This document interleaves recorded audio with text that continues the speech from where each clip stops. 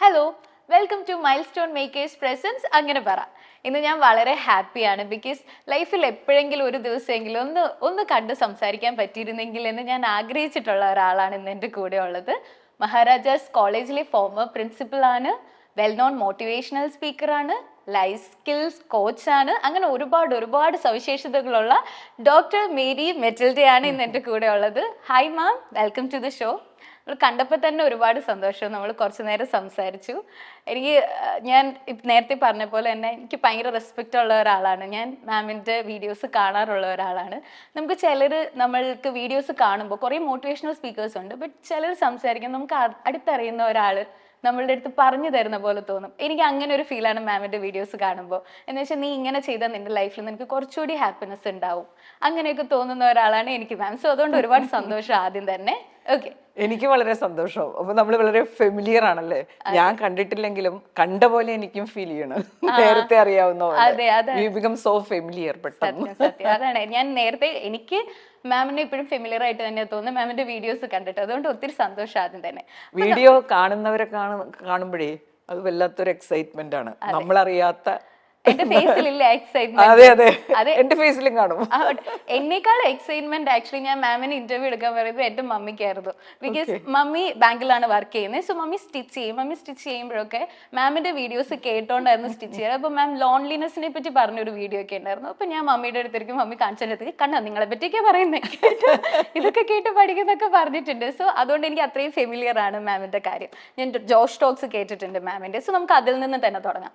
മാം, saint Teresa's കോളേജിൽ പണ്ട് അവിടെ ഫ്രണ്ടിൽ നിൽക്കാൻ നേരത്ത് കുറേ പേര് വളരെ കോൺഫിഡൻ്റ് ആയിട്ട് സംസാരിച്ച് പോയപ്പോൾ ഞാൻ ഒന്നും അല്ലാതായി പോവോ അങ്ങനെയൊക്കെ പകച്ചു നിന്നിട്ടുണ്ട്. ആ ഒരാളാണ് ഇത്രയും ജേർണി കഴിഞ്ഞ് ഇവിടെ മോട്ടിവേഷണൽ സ്പീക്കറായിട്ട് അത്രയും വലിയ സക്സസും അച്ചീവ്മെന്റ്സും ഒക്കെ കഴിഞ്ഞ് എൻ്റെ മുമ്പിൽ ഇരിക്കുന്നത്. എന്താണ് മാമിന് തോന്നുന്നത് ഇപ്പൊ തിരിഞ്ഞു നോക്കുമ്പോൾ? ഓരോ കാലഘട്ടം സന്തോഷം തന്നെയായിരുന്നു. ഇപ്പോൾ റിട്ടയർമെന്റ് കഴിഞ്ഞ് എനിക്കൊരു പെട്ടെന്നൊരു ലെവൽ മാറി എന്നൊക്കെ പറയാം. സാധാരണഗതിയിൽ റിട്ടയർ ചെയ്യുമ്പോൾ സംഭവിക്കാറുള്ള അതല്ല ജീവിതത്തിൽ സംഭവിച്ചത്. റിട്ടയർമെന്റ് വരെയുള്ള കാലഘട്ടം കഴിഞ്ഞ് പെട്ടെന്നൊരു ലെവല് മാറി. പിന്നെ ഞാൻ ഓരോ സമയത്തും ഇപ്പം ഞാൻ ജോഷ് ടോക്കിൽ പറയുന്നുണ്ട്, ഞാനൊരു ഗ്രാമം, അന്ന് വില്ലേജ് ആയിരുന്നു, പൊന്നുരുന്തി എന്ന് പറയുന്ന ഗ്രാമത്തിൽ ക്രൈസ്റ്റ് കിങ് കോൺവെന്റ് ഗേൾസ് ഹൈസ്കൂളിലാണ് ഞാൻ പഠിച്ചത്. എൻ്റെ അമ്മ അവിടെ ടീച്ചറായിരുന്നു. അപ്പോൾ ഒരു മലയാളം മീഡിയം സ്കൂളിൽ ഫസ്റ്റൊക്കെ ആയിരുന്നു. അപ്പോൾ എവിടെയാണോ അവിടെ മികച്ചു നിൽക്കണമെന്നുള്ളൊരു താല്പര്യം പണ്ടേ ഉണ്ടായിരുന്നു. അപ്പോൾ ഞാനവിടെ സ്കൂൾ ഫസ്റ്റൊക്കെ തൊട്ടടുത്ത സ്കൂളുകളിലൊക്കെ വെച്ച് നോക്കുമ്പോൾ നല്ല മാർക്കൊക്കെ ഉണ്ടായിരുന്നു SSLCക്ക്. അത് കഴിഞ്ഞ് ഞാൻ ഇങ്ങനെ ഒരു പകച്ചു പോകാൻ കാരണം നമ്മളവിടെ വലിയ ഇതാണ് ലോകം എന്നുള്ള മട്ടിൽ കഴിഞ്ഞിട്ട് കോളേജിൽ വന്ന് ചേർന്നപ്പോൾ വളരെ ഡിഫറെൻ്റ് ആയിട്ട് എനിക്ക് ഫീൽ ചെയ്തു. അന്ന് ഈ ഏർബനൈസേഷൻ ഒന്നും ഇല്ലാത്ത സമയമാണല്ലോ. ശരിക്കും വില്ലേജ് ഉണ്ട്, കുറച്ച് എറണാകുളം എന്നൊക്കെ പറഞ്ഞാൽ ടൗൺ ആയിട്ട് നമ്മൾ കാണുന്ന ഒരു സ്ഥലമാണ്. ഞങ്ങളുടേതൊക്കെ തീർത്തൊരു വില്ലേജാണ്. അപ്പോൾ പെട്ടെന്ന് ഇങ്ങനെ ആ കോളേജിൻ്റെ അവിടെ ചെന്ന് ഇങ്ങനെ കണ്ടപ്പോഴേ കുറേ ഫാഷനബിൾ ആയിട്ടുള്ള ഡ്രസ്സെല്ലാം ധരിച്ച്, നമ്മളൊരു ലോങ് സ്കേർട്ടും സാധാരണ ബ്ലൗസും ഇട്ട്. എൻ്റെ അപ്പച്ചൻ പ്രൊഫസറും അമ്മ ഹൈസ്കൂൾ ടീച്ചറൊക്കെ ആയിരുന്നു. പക്ഷേ ആ ഒരു ഗ്രാമീണ അന്തരീക്ഷത്തിൽ വലിയ ഫാഷനൊന്നും ഇല്ലാതെ ഒരു സാധാരണ പോലെ ജീവിച്ചിരുന്ന ആളുകളായിരുന്നു ഞങ്ങൾ. അപ്പോൾ ഈ കോളേജിൻ്റെ അവിടെ എത്തിക്കഴിഞ്ഞ് ഇവരുടെ ഒരു ഇംഗ്ലീഷും എല്ലാം കണ്ടപ്പോൾ നമുക്കാണെങ്കിൽ എവിടെ ചെന്നാലും മികച്ചു നിൽക്കണമെന്നുള്ള ആഗ്രഹമുണ്ട്. അപ്പോൾ അതൊന്നും നടക്കില്ലല്ലോ, നമുക്കൊരു സമുദ്രത്തിലെ ഒരു തുള്ളി വെള്ളം എന്നൊക്കെ പറയുന്ന ഒരു ഫീലിംഗ് അപ്പോൾ ഉണ്ടായി. ഒന്നുമല്ലാതെ ഇനി എന്ത് ചെയ്യും എന്നുള്ളൊരു തോന്നലുണ്ടായി. പക്ഷെ ഉള്ളിൽ എപ്പോഴും ഒരു വാശിയുണ്ട് കേട്ടോ, എവിടെ ചെന്നാലും അവിടെ മികച്ചു നിൽക്കണം. പക്ഷെ നമ്മളായിരുന്ന ഇടത്ത് മികച്ചു നിൽക്കാൻ വളരെ സിമ്പിളായിരുന്നു. നമുക്കവിടെ വലിയ കോമ്പറ്റീഷൻ ഒന്നും ഉണ്ടായിരുന്നില്ല. പക്ഷെ ഇവിടെ വന്നപ്പോൾ എന്നാലും ആ ഒരു ആഗ്രഹം. ക്ലാസ്സിലാണെങ്കിൽ SSLCക്ക് റാങ്ക് കിട്ടിയ കുട്ടികളൊക്കെയാണ് ക്ലാസ്സിൽ. അപ്പോൾ പഠനവും ഭയങ്കര, ആ ക്ലാസ്സിൽ ഫസ്റ്റ് ആകുക, ടോപ്പ് ലെവലിൽ വരിക, അതും ചലഞ്ചിങ് ആയി. അപ്പം അങ്ങനെ ഉള്ള ആ ഒരു, അതുകൊണ്ടാണ് ഞാൻ പകച്ചു പോയത് ആ ഒരു ട്രാൻസിഷൻ പീരിയഡ്. അപ്പോൾ ഒരു പരിഭ്രമമൊക്കെ ഉണ്ടായിരുന്നു. അത് കഴിഞ്ഞിട്ട് പിന്നെ മാമിന് വാശി കയറി, അങ്ങനെയാണ് പിന്നെ കമ്മ്യൂണിക്കേഷൻ സ്കിൽസിനെ പറ്റി. ഞാനപ്പോൾ ഈ കമ്മ്യൂണിക്കേഷൻ സ്കിൽസ് ഞാൻ നേരത്തെ തന്നെ പ്രസംഗിക്കുമായിരുന്നു കേട്ടോ. എൻ്റെ അപ്പച്ചൻ അതിനകത്ത് വലിയൊരു പങ്ക് വഹിച്ചിട്ടുണ്ട്. ചെറുപ്പത്തിലേ തുടങ്ങി ചെറിയ പ്രസംഗങ്ങളൊക്കെ എഴുതി തരും. അപ്പോൾ സെയിൻറ് തെരേസാസ് കോളേജിൽ ചേർന്നപ്പോഴും എനിക്കെപ്പോഴും മനസ്സിൽ ഇവിടെ ഒന്നാമതാകണം, മികച്ചു നിൽക്കണം, ഈ ഒരു ഫീലിംഗ് എപ്പോഴും ഉണ്ട് കേട്ടോ. ഇപ്പോഴും ഉണ്ട് എനിക്ക്. എവിടെയാണോ അവിടെ മികച്ചു നിൽക്കണം. ചിലപ്പോൾ അതൊരു വലിയ ആളുകൾ കളിയാക്കും, എവിടെ വന്നാലും വലിയ ആളാവണം എന്നൊക്കെ പറഞ്ഞ് കളിയാക്കുകയും ചെയ്യാറുണ്ട് ആളുകൾ. അപ്പോൾ അന്ന് നമ്മളിങ്ങനെ അവസരങ്ങൾ നോക്കി നടക്കുമല്ലോ, അപ്പോഴാണ് ഒരു ടാലൻറ്റ് ഷോ ഫങ്ഷൻ എന്ന് വന്നു. പുതിയതായിട്ട് വരുന്ന കുട്ടികളുടെ ടാലൻസ് കാണിക്കുന്ന ഒരു പ്രോഗ്രാമാണ്. അപ്പം ഞാൻ അപ്പച്ചനോട് ചെന്ന് പറഞ്ഞു. അപ്പോൾ അപ്പച്ചനൊരു പ്രസംഗമൊക്കെ എഴുതി തന്നു അന്ന് പറയാൻ. അതായിരുന്നു സെയിൻറ്റ് തെരേസാസിലെ ഒരു ബ്രേക്ക് എന്നൊക്കെ പറയില്ലേ, ഞാൻ പെട്ടെന്ന് ശ്രദ്ധിക്കപ്പെട്ടത് ആ ഒരു പ്രസംഗത്തിലൂടെയാണ്. കാരണം അപ്പച്ചൻ വളരെ ഒരു ഫാൻറ്റസി പോലെയുള്ള ഒരു പ്രസംഗമായിരുന്നു. അതായത് ഞാനൊരു ഗ്രാമത്തിൽ നിന്ന് കോളേജിൽ വന്നിരിക്കുകയല്ലേ, അപ്പോൾ ആ പ്രസംഗത്തിൽ ഇങ്ങനെയായിരുന്നു, ഞാനൊന്ന് കണ്ണാടിയിൽ നോക്കി എൻ്റെ രൂപം ഒന്ന് കാണാൻ പോവാണ്. ഓഡിയൻസിനോട് സംസാരിക്കുന്ന പോലെ, നിങ്ങളാണ് കണ്ണാടി, നിങ്ങൾ എൻ്റെ യഥാർത്ഥ രൂപം കാണിച്ചു തരണമെന്നൊക്കെ പറഞ്ഞുള്ള ഒരു അമ്മാമ്മയുടെ കഥയൊക്കെ പറഞ്ഞിട്ടുള്ളൊരു പ്രസംഗമാണ്. അപ്പോൾ അതങ്ങോട്ട് കഴിഞ്ഞ് ഞാൻ ഇറങ്ങിയതും ആ ഓഡിറ്റോറിയത്തിൽ ഇരുന്ന കുറേ ആളുകൾ എൻ്റെ അടുത്തേക്ക് ഓടി വന്ന് എന്നെ പൊതിഞ്ഞു. എനിക്ക് തന്നെ ഒരു എക്സ്പീരിയൻസ് ആണല്ലോ അതൊക്കെ. ഞാനൊരു പുതിയ സ്ഥലത്ത് വന്നിട്ട് ടീച്ചേഴ്സും എല്ലാവരും, ഇപ്പോൾ പിറ്റേ ദിവസം ക്ലാസ്സിൽ വരുന്ന ടീച്ചേഴ്സൊക്കെ എന്നെ കണ്ടിട്ട് oh your speech was marvellous, everybody like it എന്നൊക്കെ പറഞ്ഞ് ഒരുപാട് കോംപ്ലിമെന്റ്സും. സെന്റ് തെരേസാസ് കോളേജ് എനിക്ക് തന്ന സപ്പോർട്ട് വളരെ വലുതായിരുന്നു. പിന്നെ ഞാൻ പഠിച്ച സ്കൂളും അന്ന് എല്ലാ സ്ഥലത്തും നമ്മളെ ഒരുപാട് സപ്പോർട്ട് ചെയ്ത ഒരു രീതി ഉണ്ടായിരുന്നു. പക്ഷെ അവിടെ നമുക്ക് എക്സ്പോഷർ കുറവായിരുന്നു സ്കൂളിൽ. കോളേജിൽ വന്നപ്പോൾ അതാണ് എനിക്ക് ഭയങ്കര വളരെ വലിയൊരു കോൺഫിഡൻസ് തന്നത്. എവിടെയായാലും നമുക്ക് മികച്ചു നിൽക്കാൻ പറ്റും. പക്ഷെ അവിടെ മികച്ചു നിൽക്കുള്ളൂ, ഞാൻ അപ്പുറത്തേക്കൊന്നും പോവാറില്ല, നമ്മൾ ആയിരിക്കുന്ന ഇടത്ത്. ഇപ്പോൾ മഹാരാജാസ് കോളേജിൽ പ്രിൻസിപ്പൽ ആയപ്പോഴും ആ കോളേജിൻ്റെ ഉള്ളിലെ ഏറ്റവും നല്ലൊരു പ്രിൻസിപ്പൽ ആവുക, അല്ലാണ്ട് അല്ലാതെ വേറെ തരത്തിൽ ഫെയിം കിട്ടി അങ്ങനെയില്ല കേട്ടോ. എവിടെയാണോ നമ്മൾ ചെയ്യാൻ നമുക്ക് ചില നിയോഗങ്ങളുണ്ട് ലൈഫിൽ, അപ്പൊ അവിടെ അത് ആക്സെപ്റ്റ് ചെയ്ത് അവിടെ ഒരു ബെസ്റ്റ് ഔട്ട്പുട്ട് ഉണ്ടാക്കുക. അതാണ് നമ്മൾ എപ്പോഴും ശ്രമിച്ചുകൊണ്ടിരുന്നത്. എവിടെ നമ്മൾ ട്രാൻസ്ഫർ ആയി പോയാലും പഠിപ്പിക്കാൻ. ഞാൻ ശ്രീരാമ പോളിടെക്നിക് വലപ്പാട്, അത് ഈ മാത്തമാറ്റിക്സ് ആയതുകൊണ്ട് നമുക്ക് പോളിടെക്നിക്കിലും മാത്സ് പോസ്റ്റ് ഉണ്ട്, എഞ്ചിനീയറിംഗ് കോളേജിലുണ്ട്. അപ്പം ഞാൻ ട്രിവാൻഡ്രം എഞ്ചിനീയറിംഗ് കോളേജിലും ശ്രീരാമ പോളിടെക്നിക് കോളേജിലും ഞാൻ വർക്ക് ചെയ്തിട്ടുണ്ട് മാത്തമാറ്റിക്സ് ടീച്ചറായിട്ട്.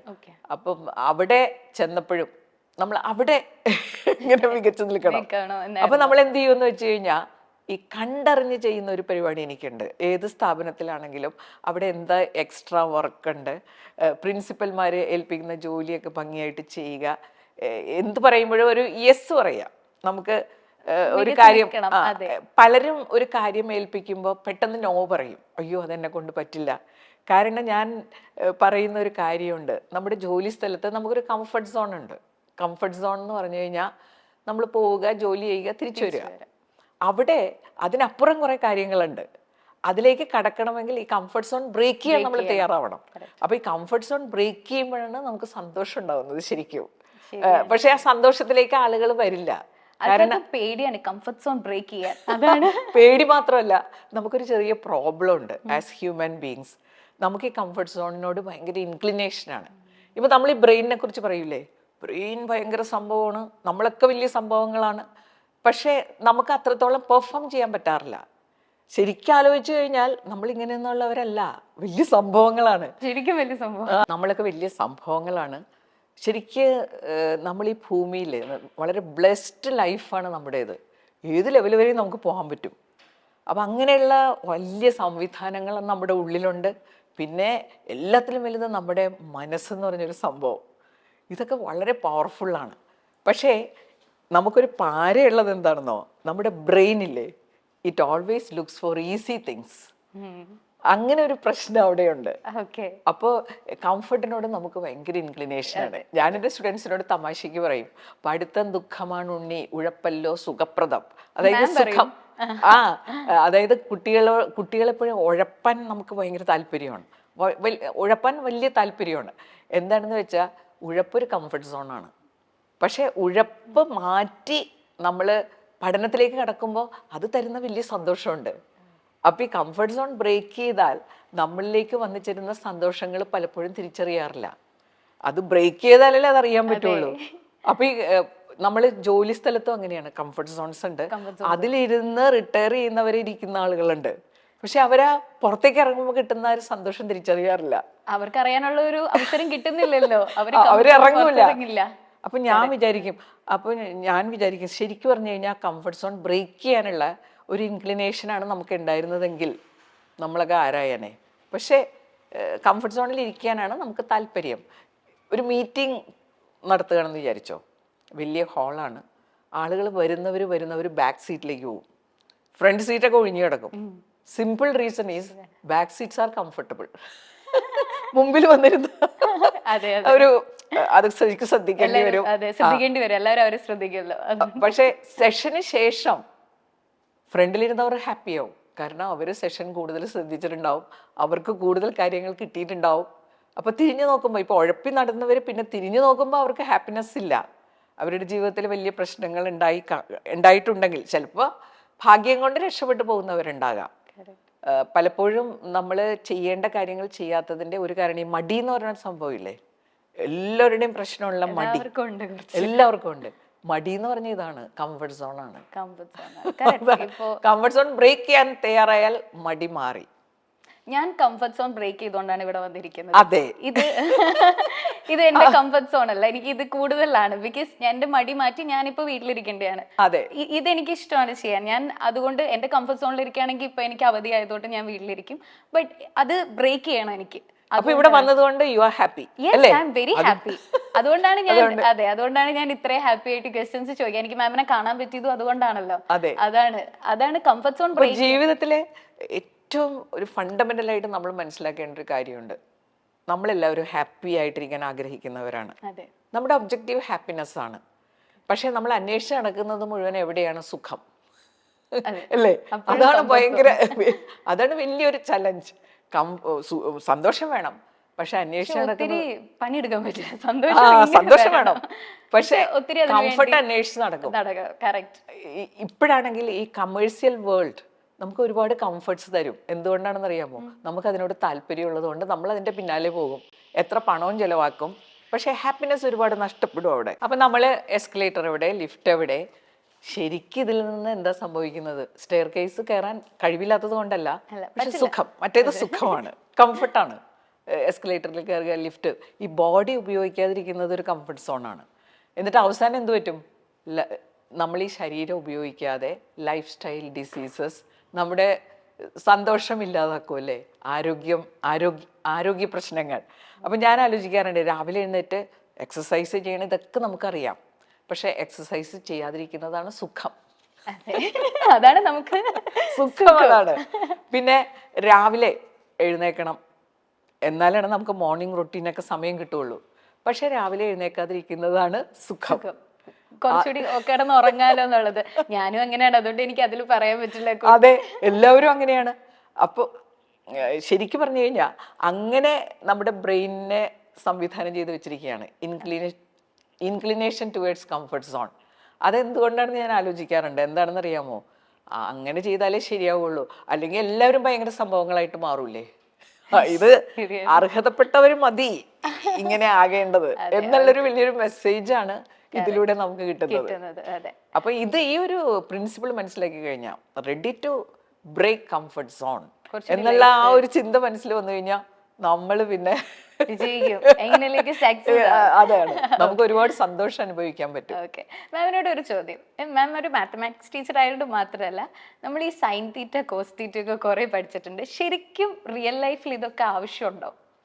റിയൽ ലൈഫിൽ ആവശ്യമുള്ള കുറച്ച് സംഗതികളുണ്ട്. ശരിക്കും പറഞ്ഞു കഴിഞ്ഞാൽ റീഡിങ്, റൈറ്റിംഗ്, അരിത്തമെറ്റിക്, ഈ 3 സംഭവങ്ങളും ജീവിതത്തിൽ വളരെ ആവശ്യമാണ്.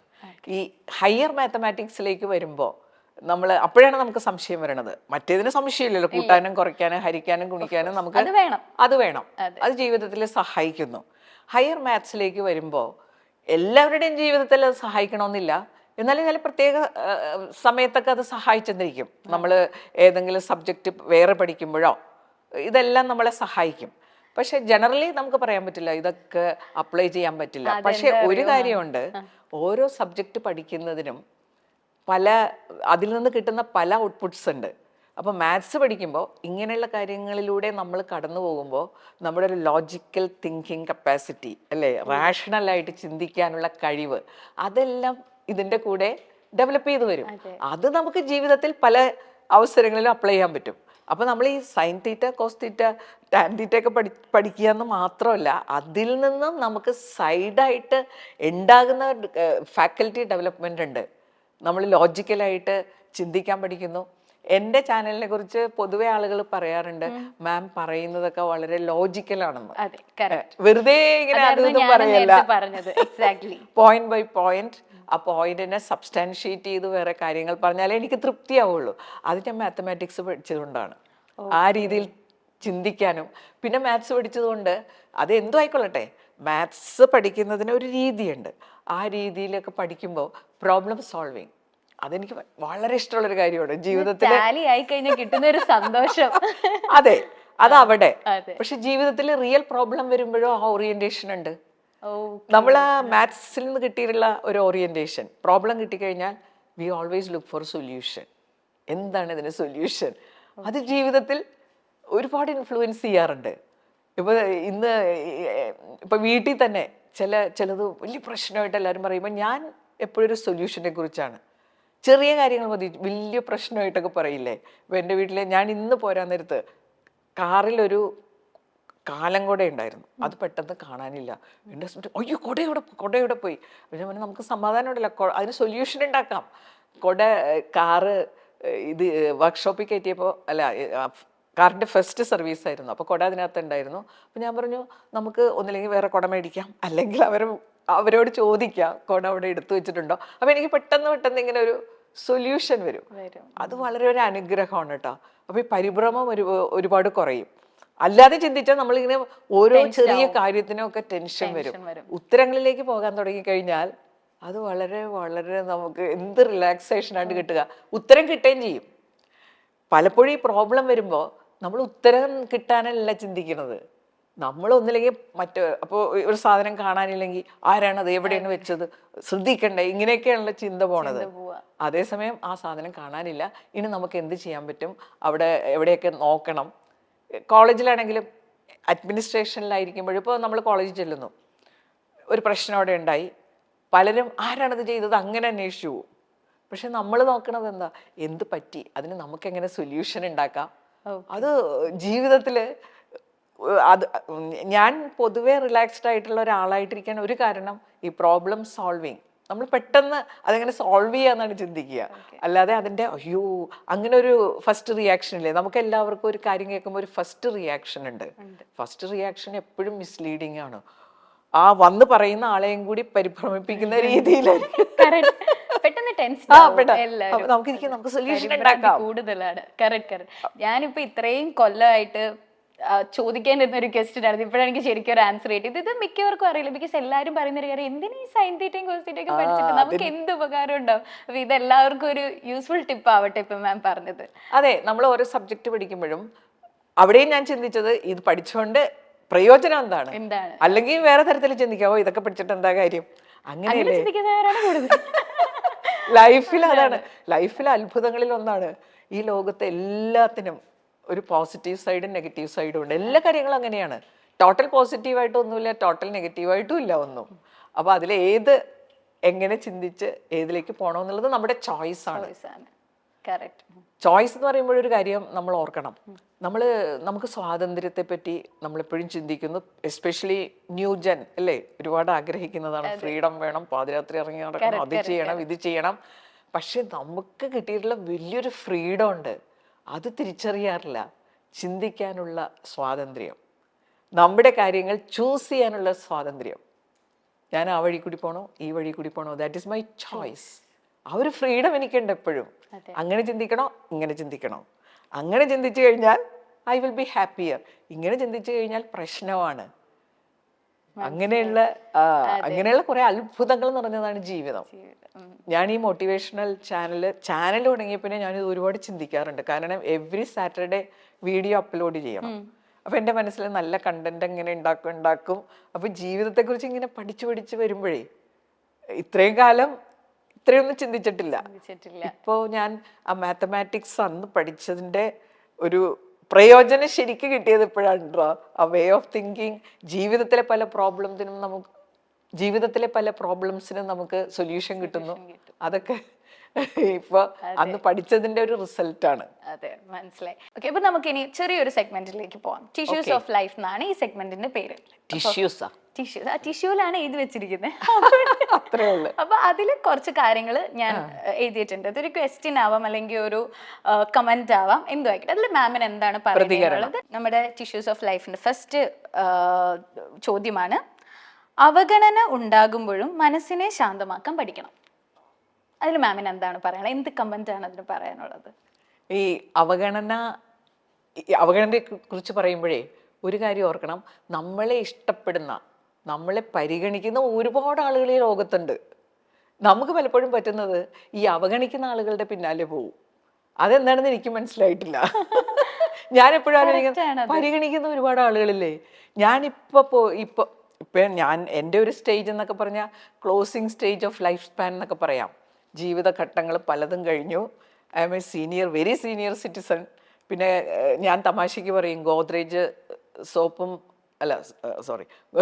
ഗോദ്രേജ് ഡൈയും സന്തൂർ സോപ്പും ഉള്ളത് കൊണ്ട് നമുക്കൊരു അപ്പിയറൻസ് ഒക്കെ ശരിയാക്കാം.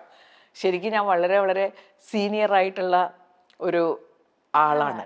അപ്പോൾ ഞാനിപ്പോൾ ടോട്ടലി അവോയ്ഡ് ചെയ്യും. എനിക്ക് സന്തോഷം തരാത്ത ഒരു ഗ്രൂപ്പിലൊന്നും ഞാനങ്ങനെ പോവാറില്ല. കാരണം ഒരുപാട് ചോയ്സ് ഇല്ലേ നമുക്ക്.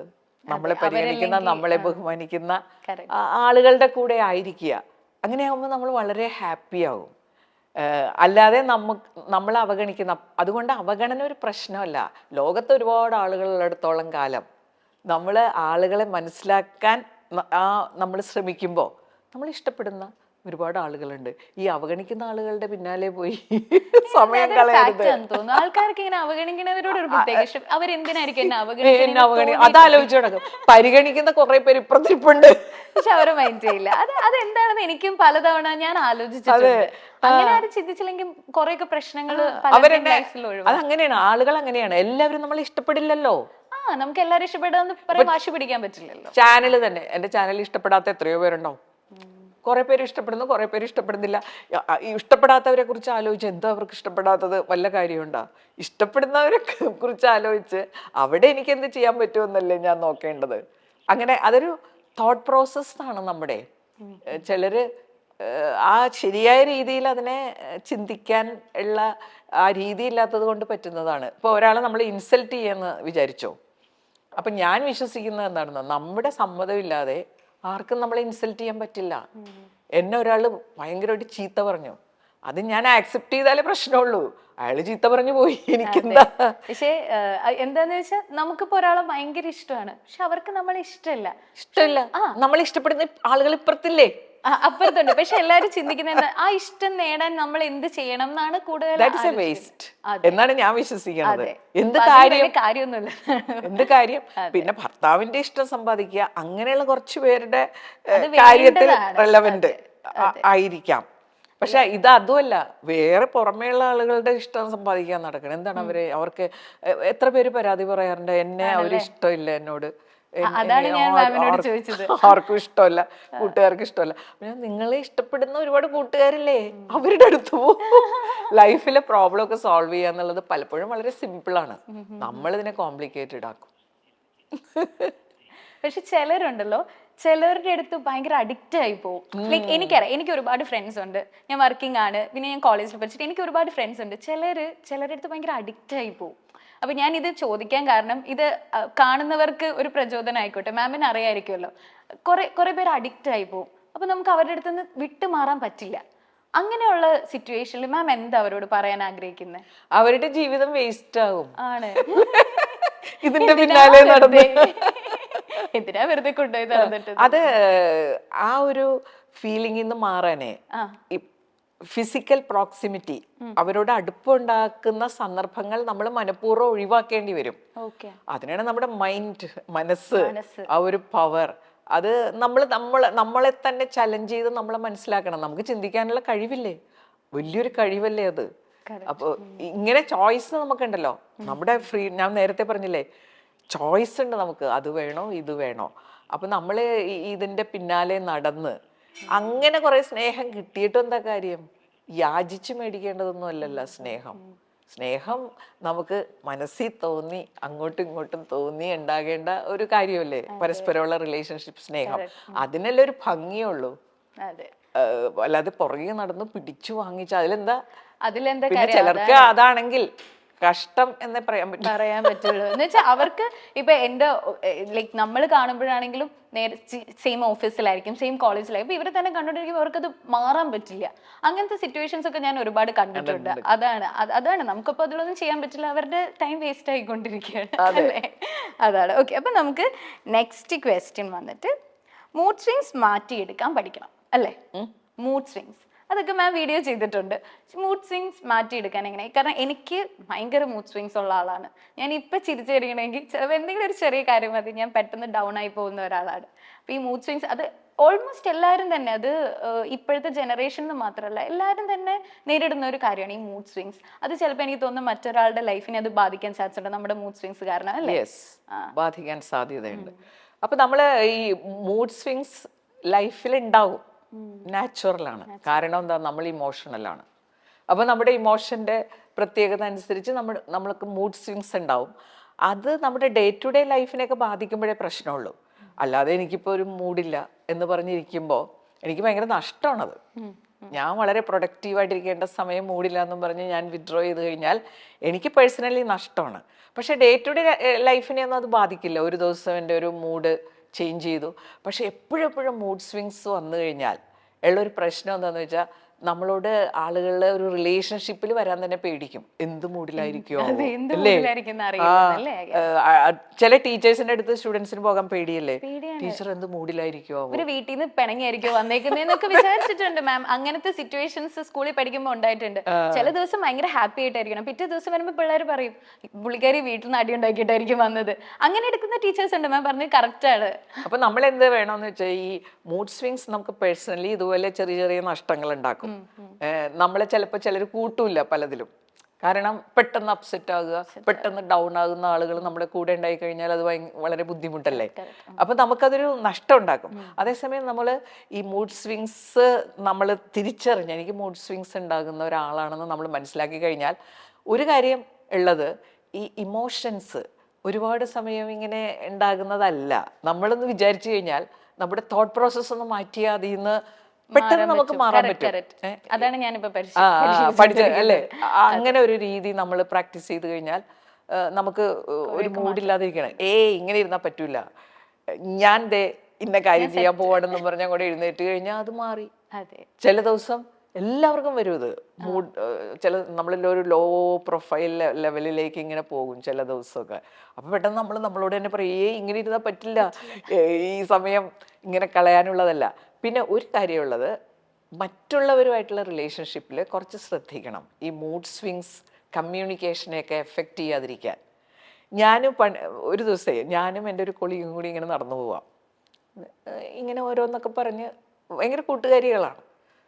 കുറച്ച് ചെന്നപ്പോഴേ അപ്പം ഇങ്ങനെ നടക്കുമ്പോൾ നമ്മൾ മുട്ടുമല്ലോ. ഒരു ലേഡി തന്നെയാണ് കേട്ടോ നമ്മൾ ഈ പുരുഷന്മാർ വന്ന് മുട്ടിയപ്പോഴും സംഭവിച്ചതൊന്നുമല്ല. അപ്പം ഞാനിങ്ങനെ ഇവരെ മുട്ടി. അപ്പോൾ അവരെന്നെ പെട്ടെന്ന് കുറച്ച് ചൂടായിട്ടോ. അത്രയും നേരം നമ്മൾ സന്തോഷിച്ച് നടക്കാം. ഇതെന്താണ് കുറേ നേരമല്ല എന്നെ തട്ടയും മുട്ടയും ചെയ്യണം, കുറച്ചങ്ങോട്ട് നീങ്ങി നടന്നേ.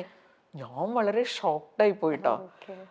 ഈ ഇങ്ങനൊരു പ്രതികരണം മറ്റയാളിൽ ഉണ്ടാക്കുന്ന വലിയൊരു പ്രശ്നമില്ലേ? ഞാനിപ്പോഴും മറന്നിട്ടില്ല, ആളും എൻ്റെ മനസ്സിൽ തെളിഞ്ഞു വരുന്നുണ്ട്. പെട്ടെന്ന് ഷോക്ക്ഡായ പിന്നെ നമ്മൾ വളരെ കെയർഫുള്ളാണ്.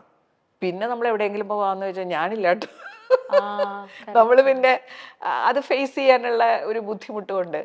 അപ്പൊ നമ്മൾ അങ്ങനെ ആകുമ്പോൾ നമ്മൾ ഇന്ന് ആളുകൾ അകന്നു നിൽക്കും. പ്രത്യേകിച്ചും അഡ്മിനിസ്ട്രേഷനിലൊക്കെ വന്നു കഴിയുമ്പോൾ അത് നമ്മൾ വളരെയധികം ഓർക്കണം. അത് നമ്മുടെ മനസ്സിലായ അവയർനെസ് ഉണ്ടെങ്കിൽ നമുക്ക് തീർച്ചയായിട്ടും നമ്മൾ ആഗ്രഹിക്കുന്ന ഒരു മൂഡിലേക്ക് നമുക്ക് വരാൻ പറ്റും. ഞാൻ മഹാരാജാസ് കോളേജിലെ പ്രിൻസിപ്പൽ ആയിരുന്നല്ലോ. അതന്നെ ഈ മൂഡ് സ്വിങ്സ് ഉള്ള ആളുകൾക്ക് അവിടെ ഇരിക്കാൻ പറ്റില്ല കേട്ടോ. കാരണം എന്ത് സംഭവിക്കാം. അപ്പോൾ ഒരു ദിവസം ഞാനിങ്ങനെ പ്രിൻസിപ്പലിൻ്റെ കസേരയിലിരിക്കുമ്പോൾ കുറേ പിള്ളേർ തള്ളി തുറന്നിങ്ങോട്ട് കയറി വന്ന് എന്നോട് ചോദിച്ചു, മാഡം ഇങ്ങനെ കുത്തിയിരുന്നാൽ മതി, ഇവിടെ എന്തൊക്കെ നടക്കണേന്ന് അറിയാമോ? അപ്പോൾ നമ്മുടെ മൂഡ് സ്വിങ് ഒക്കെ വരുമല്ലോ, പെട്ടെന്ന് നമ്മൾ പ്രൊവോക്ഡായി ദേഷ്യമൊക്കെ വരുമല്ലോ. ഞാൻ പ്രിൻസിപ്പൽ എന്നോട് ഇങ്ങനെ ഇവർ സംസാരിക്കാമോ?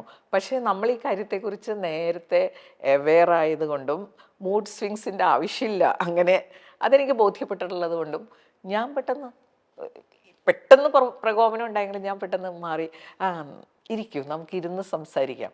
അപ്പോൾ അതിൽ നേതാവ് എന്ന് തോന്നിക്കുന്ന ആൾ പറഞ്ഞു, അങ്ങനെ ഞങ്ങൾ ഇരുത്താനൊന്നും നോക്കണ്ട. അപ്പോഴും നമ്മൾ പെട്ടെന്ന് നമുക്ക് ദേഷ്യം വരും. അതാണ് ഈ മൂഡ് സ്വിങ്. പെട്ടെന്ന് നമ്മൾ മാറിക്കൊണ്ടിരിക്കും. അപ്പോഴും ഞാൻ പറഞ്ഞു, ഇരിക്കൂ ഇരുന്ന് സംസാരിക്കാം. അപ്പൊ ഇരുന്ന് കഴിഞ്ഞപ്പോൾ എന്താ കാര്യം എന്ന് ചോദിച്ചപ്പോൾ അയാളുടെ മൂഡ് മാറി. ഇരുന്ന് സമാധാനമായിട്ട് സംസാരിച്ചു. They feel respected. വളരെ സമാധാനമായിട്ട് സംസാരിച്ച് സൊല്യൂഷനും ഉണ്ടാക്കി പോയി. ഇത്രേ കാര്യമുള്ളൂ. അപ്പോഴാണ് ശരിക്കും ഞാൻ തിരിച്ചറിഞ്ഞ കേട്ടോ. ഞാനിതിൽ വർക്ക് ചെയ്യാൻ തുടങ്ങിയ പിന്നെയാണ് ഈ മൂഡ് അങ്ങോട്ടും ഇങ്ങോട്ടും മാറ്റുക എന്നുള്ളത് അത്ര ബുദ്ധിമുട്ടുള്ള കാര്യമല്ല. നമുക്കൊരു സിറ്റുവേഷൻ തന്നെ മാറ്റിയെടുക്കാൻ പറ്റും ആ മൂഡ് മാറ്റി കഴിഞ്ഞാൽ. അപ്പൊ നമ്മൾ ഈ രാവിലെ വീട്ടില് എല്ലാവരും എന്തെങ്കിലുമൊക്കെ പ്രശ്നം ഉണ്ടാക്കുമല്ലോ. അമ്മമാര് നമ്മളോട് ദേഷ്യപ്പെടുന്നു. അപ്പൊ അമ്മ വീട്ടിലെ ചില കാര്യങ്ങൾ കാരണം മക്കളോടും ഭർത്താവിനോടൊക്കെ ദേഷ്യപ്പെട്ട് നിൽക്കുമ്പോൾ കോളിംഗ് ബെൽ അടിക്കുന്നു. അമ്മ ചെന്ന് വാതിൽ തുറക്കുമ്പോൾ അപ്പുറത്തെ വീട്ടിലെ ചേട്ടനാണ്. അമ്മ അയാളോട് ദേഷ്യപ്പെടില്ലല്ലോ.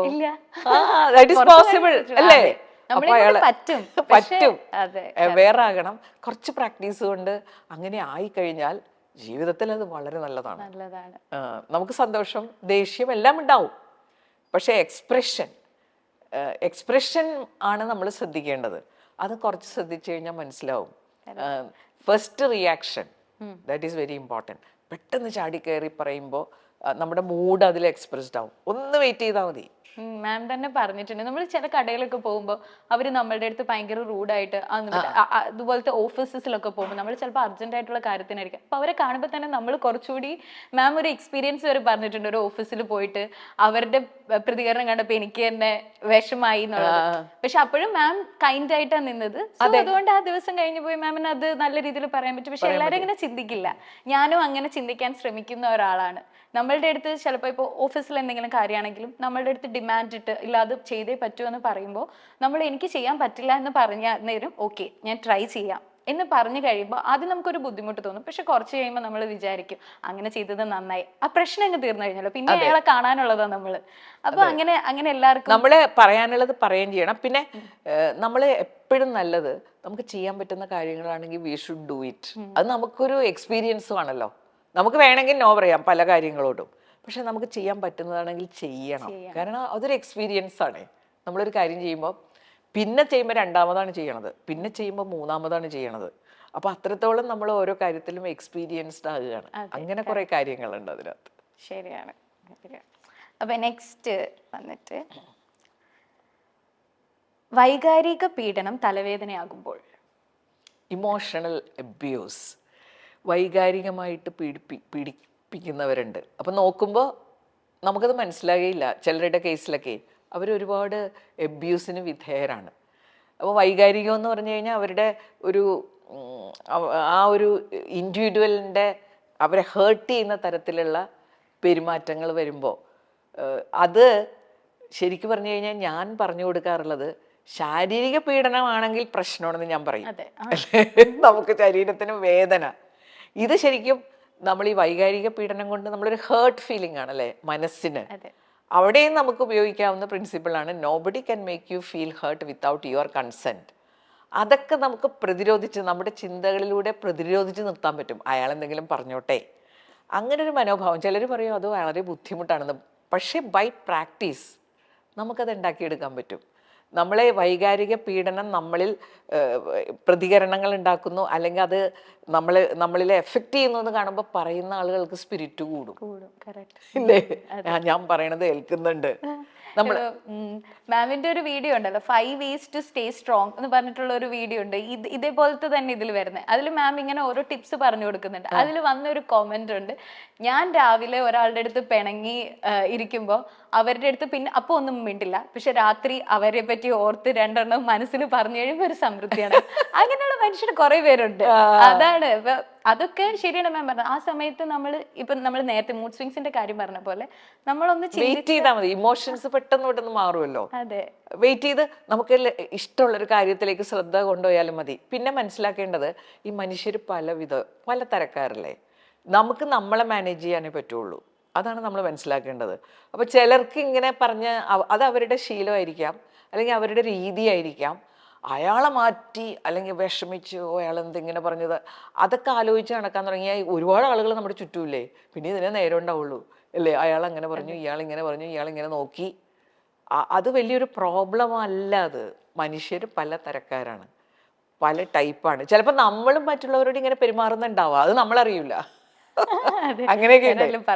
ചില കാര്യങ്ങൾ പറയുമ്പോൾ അത് അവർക്ക് ഹേർട്ട് ഫീലിംഗ് ഉണ്ടാക്കുന്നുണ്ടാകാം, നമ്മളറിയില്ലല്ലോ. അപ്പൊ ഇതൊക്കെ മനുഷ്യ ജീവിതത്തിലെ വേർഡ്ലി കണ്ടീഷൻ എന്ന് പറയും. ഈ ബുദ്ധിസത്തിൽ പറയുന്ന ഒരു വാക്കാണത്, വേർഡ്ലി കണ്ടീഷൻ. ഇവിടെ ജീവിക്കുമ്പോൾ ഇതൊക്കെ ഇതിന്റെ ഭാഗമാണ്. ഹേർട്ട് ഫീലിങ്സ് ഉണ്ടാവും. ഇപ്പൊ നെഗറ്റീവ് കമന്റ്സ് വരും ചിലപ്പോൾ വീഡിയോയിൽ. വളരെ ചുരുക്കമാണ് എനിക്ക് വരാറുള്ളൂ കേട്ടോ, നമ്മൾ അങ്ങനത്തെ ടോപ്പിക് ആയതുകൊണ്ടാവാം. ചിലത് ഞാൻ ഡിലീറ്റ് ചെയ്ത് കളഞ്ഞിട്ടുണ്ട്. നമുക്കൊരു ചെറിയ പ്രശ്നം തോന്നാറുണ്ട്.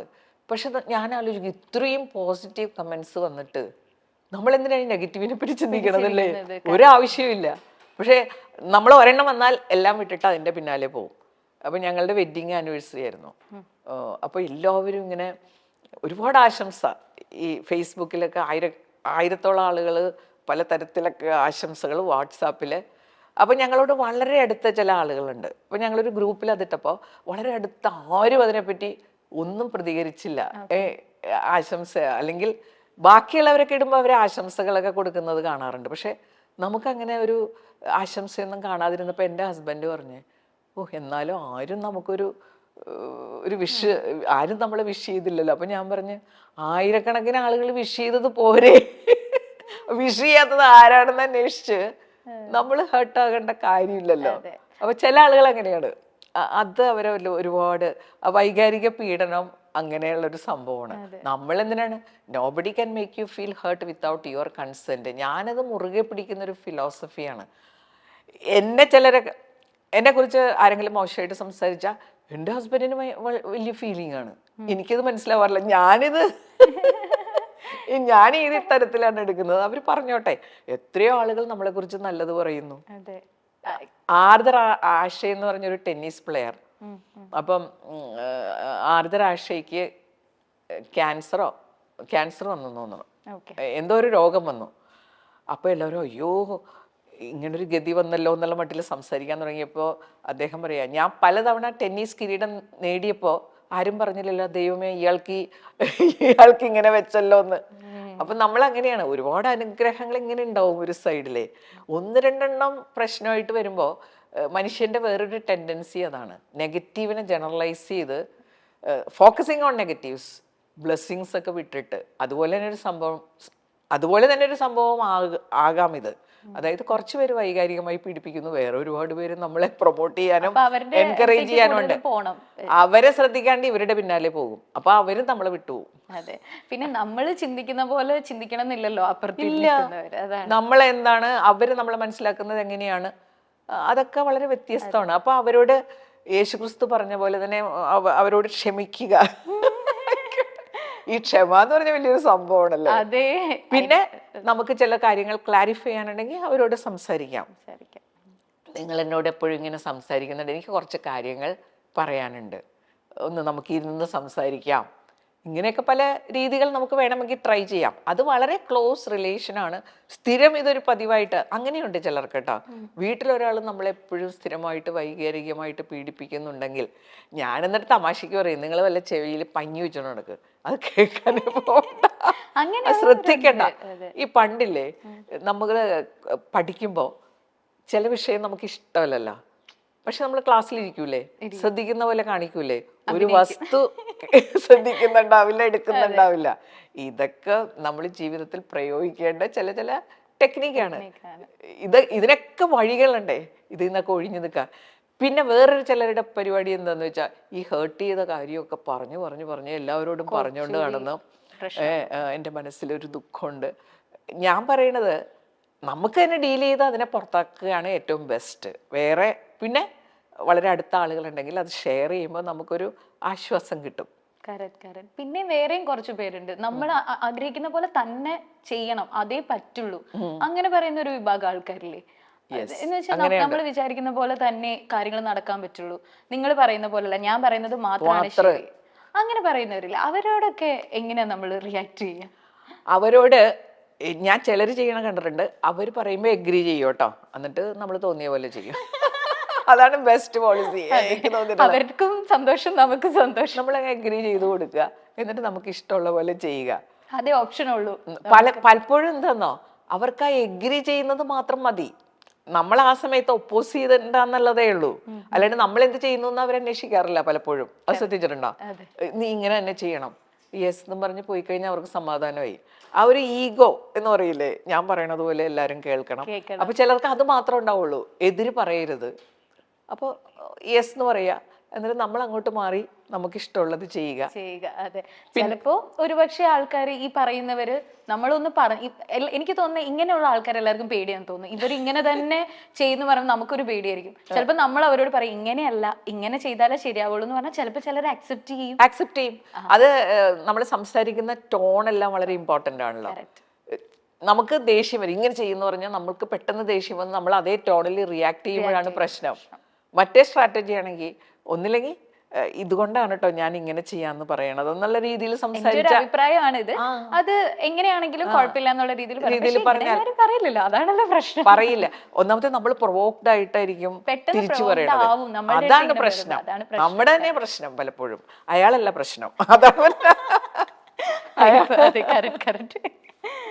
ഓക്കെ, അപ്പം നെക്സ്റ്റ് ക്വസ്റ്റ്യൻ വന്നിട്ട്, ഒരാളോട് നമുക്കുള്ള ഇഷ്ടം അയാളോടുള്ള അഡിക്ഷനായി മാറുകയും അയാൾക്ക് അതേ ഇഷ്ടം നമ്മളോട് ഇല്ലാതെ വരികയും ചെയ്യുമ്പോൾ എന്തായിരിക്കും?